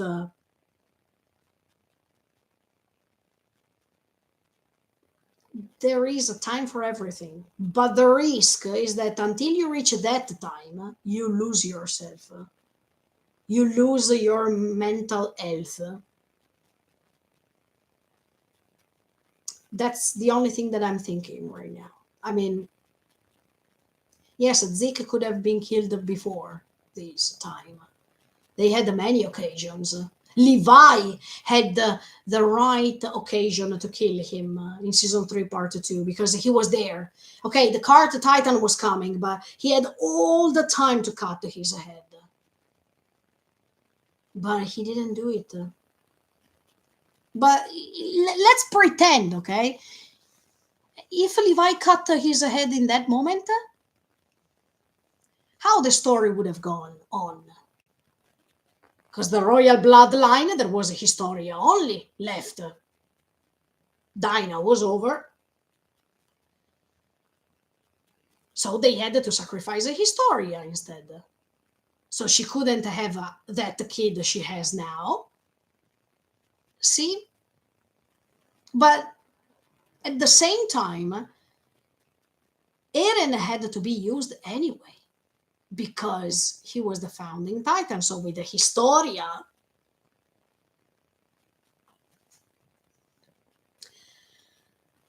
and then the characters would have never developed as they were. Because even in that case, if you started the rumbling with the Historia, let's say, then there was something missing. And you shouldn't have something missing in order to reach the end of the story. All the pieces of the puzzle, they have to match. But yeah, I mean, even at that time, yes, so many times I'm thinking, thank you for what you said. Yes, it made me think more. But yeah, I think Zeke could have been killed before. But if he was killed before, I'm sure he would have never rested in peace. And he would have never had this huge goal to help others resting in peace. Think about it. He think how Zeke felt even as a person in his life. He When he was a kid, he felt that he was a good for nothing, that he couldn't do anything better than others, that he was always the least one. But here, he had an amazing role as an end of a story. He was the one who started the change. Together with Armin, sure. But he got it. He was awakened. and he could contribute to the next previous owner's awakening. So they could stop these will of Eren to use them to attack them. That's amazing. And it makes you also understand that Eren, of course, is not invincible. So Zeke had a great role in this. But if he was killed before, this would have never happened. So Xava wouldn't rest in peace, Ymir, Marcel, Porco, Grisha, Kruger. I mean, they are not all of them, surely. No, it's impossible. I mean, it was impossible to see all the 2,000 years of previous owners of Titan and Zeke staying over there trying to change their minds or try to awake them. No, it's symbolic, okay? But it's already a great thing. Because Bertold, before this discussion with Armin and Zeke, he is crying because he can't control Eren. Eren is controlling him, not the contrary. Because he is too weak to stop Eren's will. But once they can rest in peace, Eren can't control them as before. Eren doesn't have any power anymore because they are gone. They dissolve and their souls are free. That's why I think that everything happened for a reason. And of course, Eren was really mean throughout the years because he created some events that were supposed to happen that, of course, he didn't want them to happen, but he had to let them happen because of his selfishness, to let his friends shine, to be coherent with what Armin himself suggested to him at the beginning of the story. And because he is a human, he did mean things because he was a human. He was not omniscient. He was not almighty. There's no God in this story. I like these too.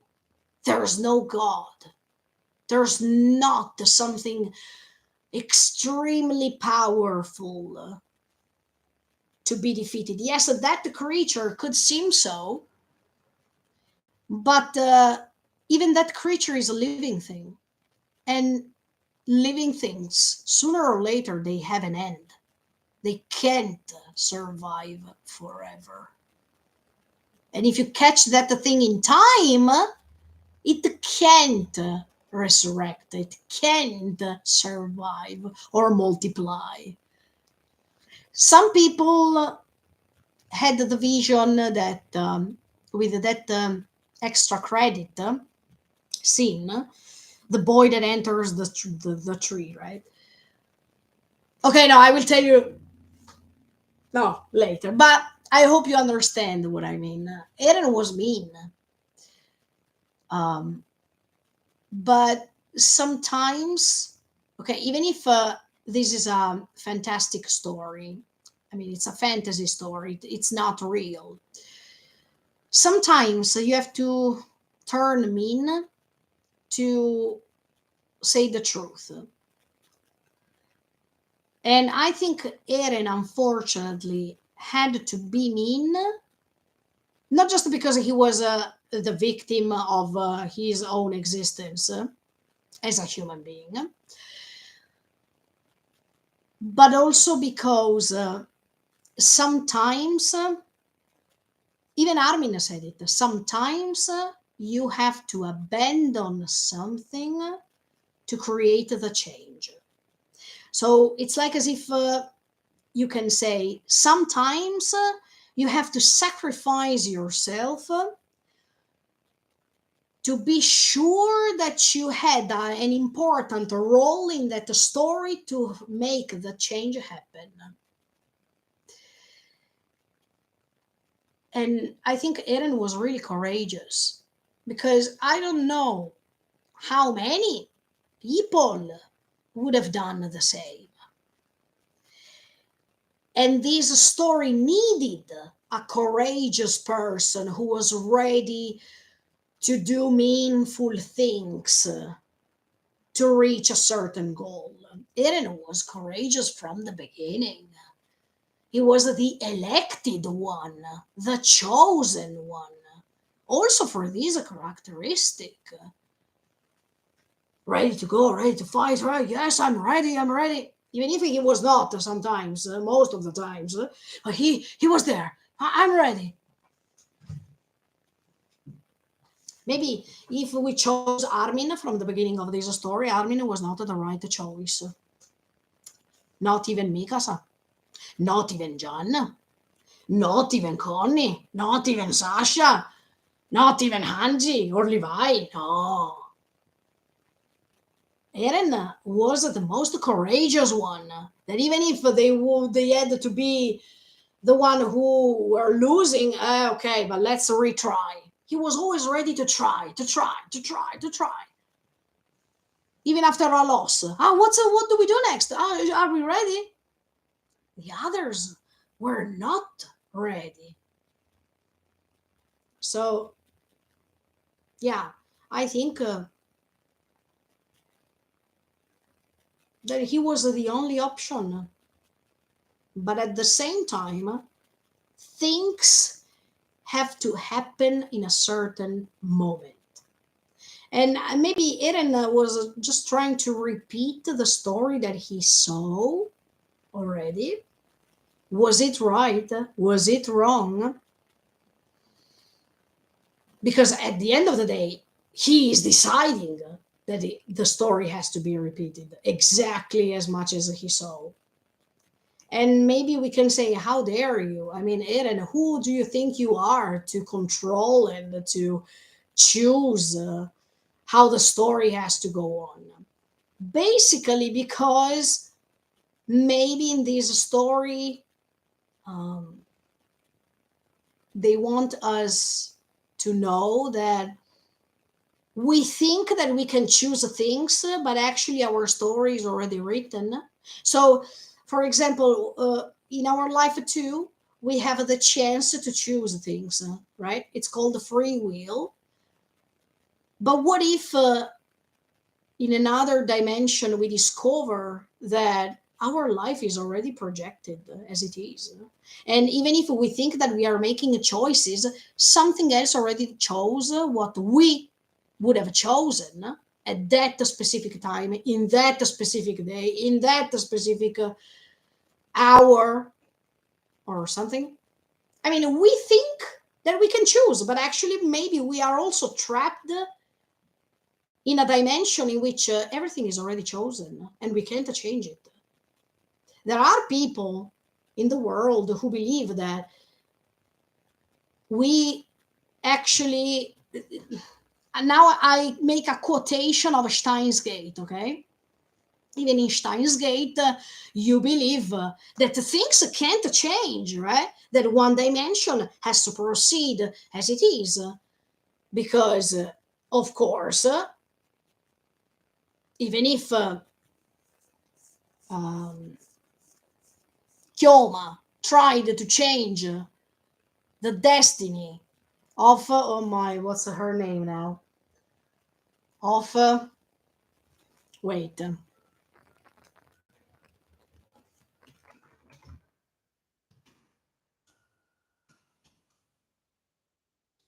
characters, non mi ricordo il nome. Ah, Mayuri, ecco, Mayuri. Even if Kyoma thought that he could change Mayuri's destiny by going back in time, etc., things were going to be repeated over and over and over again, the same. So in that dimension, that was it. People believe that even in our real life, the universe, or let's say what we are, is just the dimension we live in. Of course, there are other dimensions, but in that dimension in which we live in it, the story has to proceed as it is. That means that even if we try to make different choices, it will never happen. So, do we believe this? Well, maybe we discover that we have other 10 dimensions in which we all have different lives with the different paths. But once you decide the dimension, let's say, then you have to live that life. Or, as I told you, maybe we think that we are choosing, but actually it's not even free will. It's just the line of our life that had to go like that. So while we believe that we are free to choose, that we are free to understand what we want, etc., maybe it's already designed, maybe it's already written even our life, and we just have to keep going on living it, to understand the importance, to understand even later why that choice was made, to be able as human beings to achieve some improvements as human beings or not, because our life can always teach something to us. It doesn't matter the choice we make, but life itself can teach us something, right? So if our destiny is already predestined and we just passively live it, even if we think we are pretty active because we think that we are able to choose something, maybe actually we are just passively living our life, and maybe the choice we don't make, it's just the other option that, of course, it didn't have to be made for certain reasons, because this path that we think that we chose has something to teach us that the other path maybe didn't teach us anything.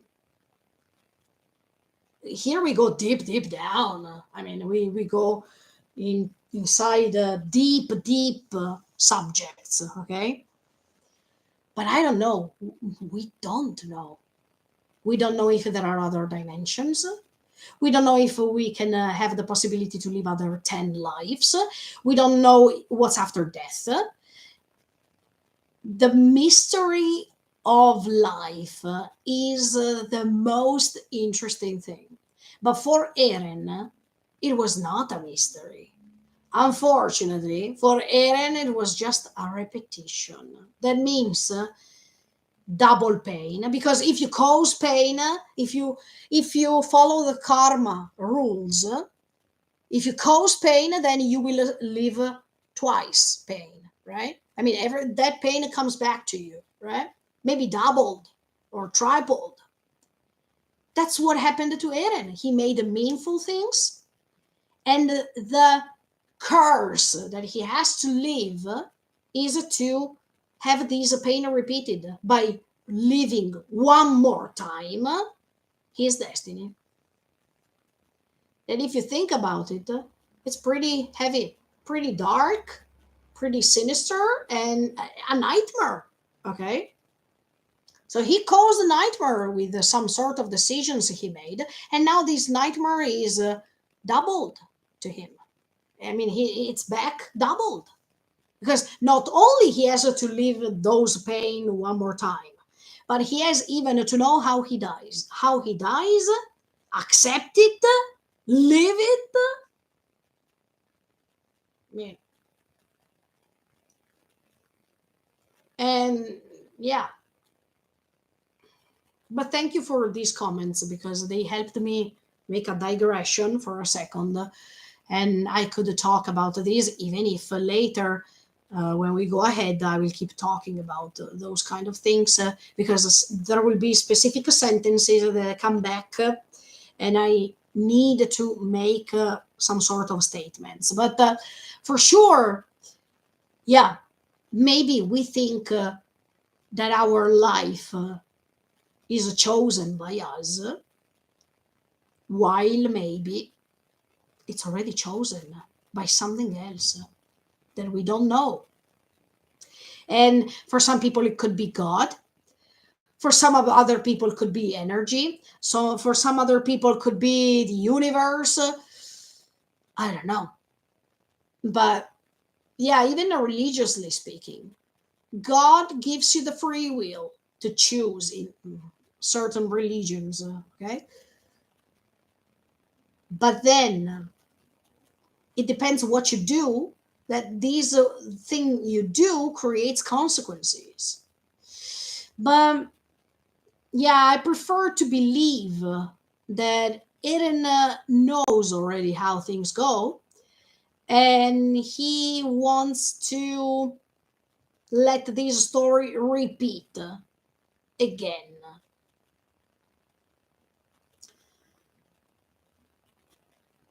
Because yeah, actually, how many times look how many times this story will be repeated at this point? Because if it's a cycle of as a story, it can go ahead other times, but only if Eren wants, I think. Not because one more time we start from the beginning, la la la la la. No.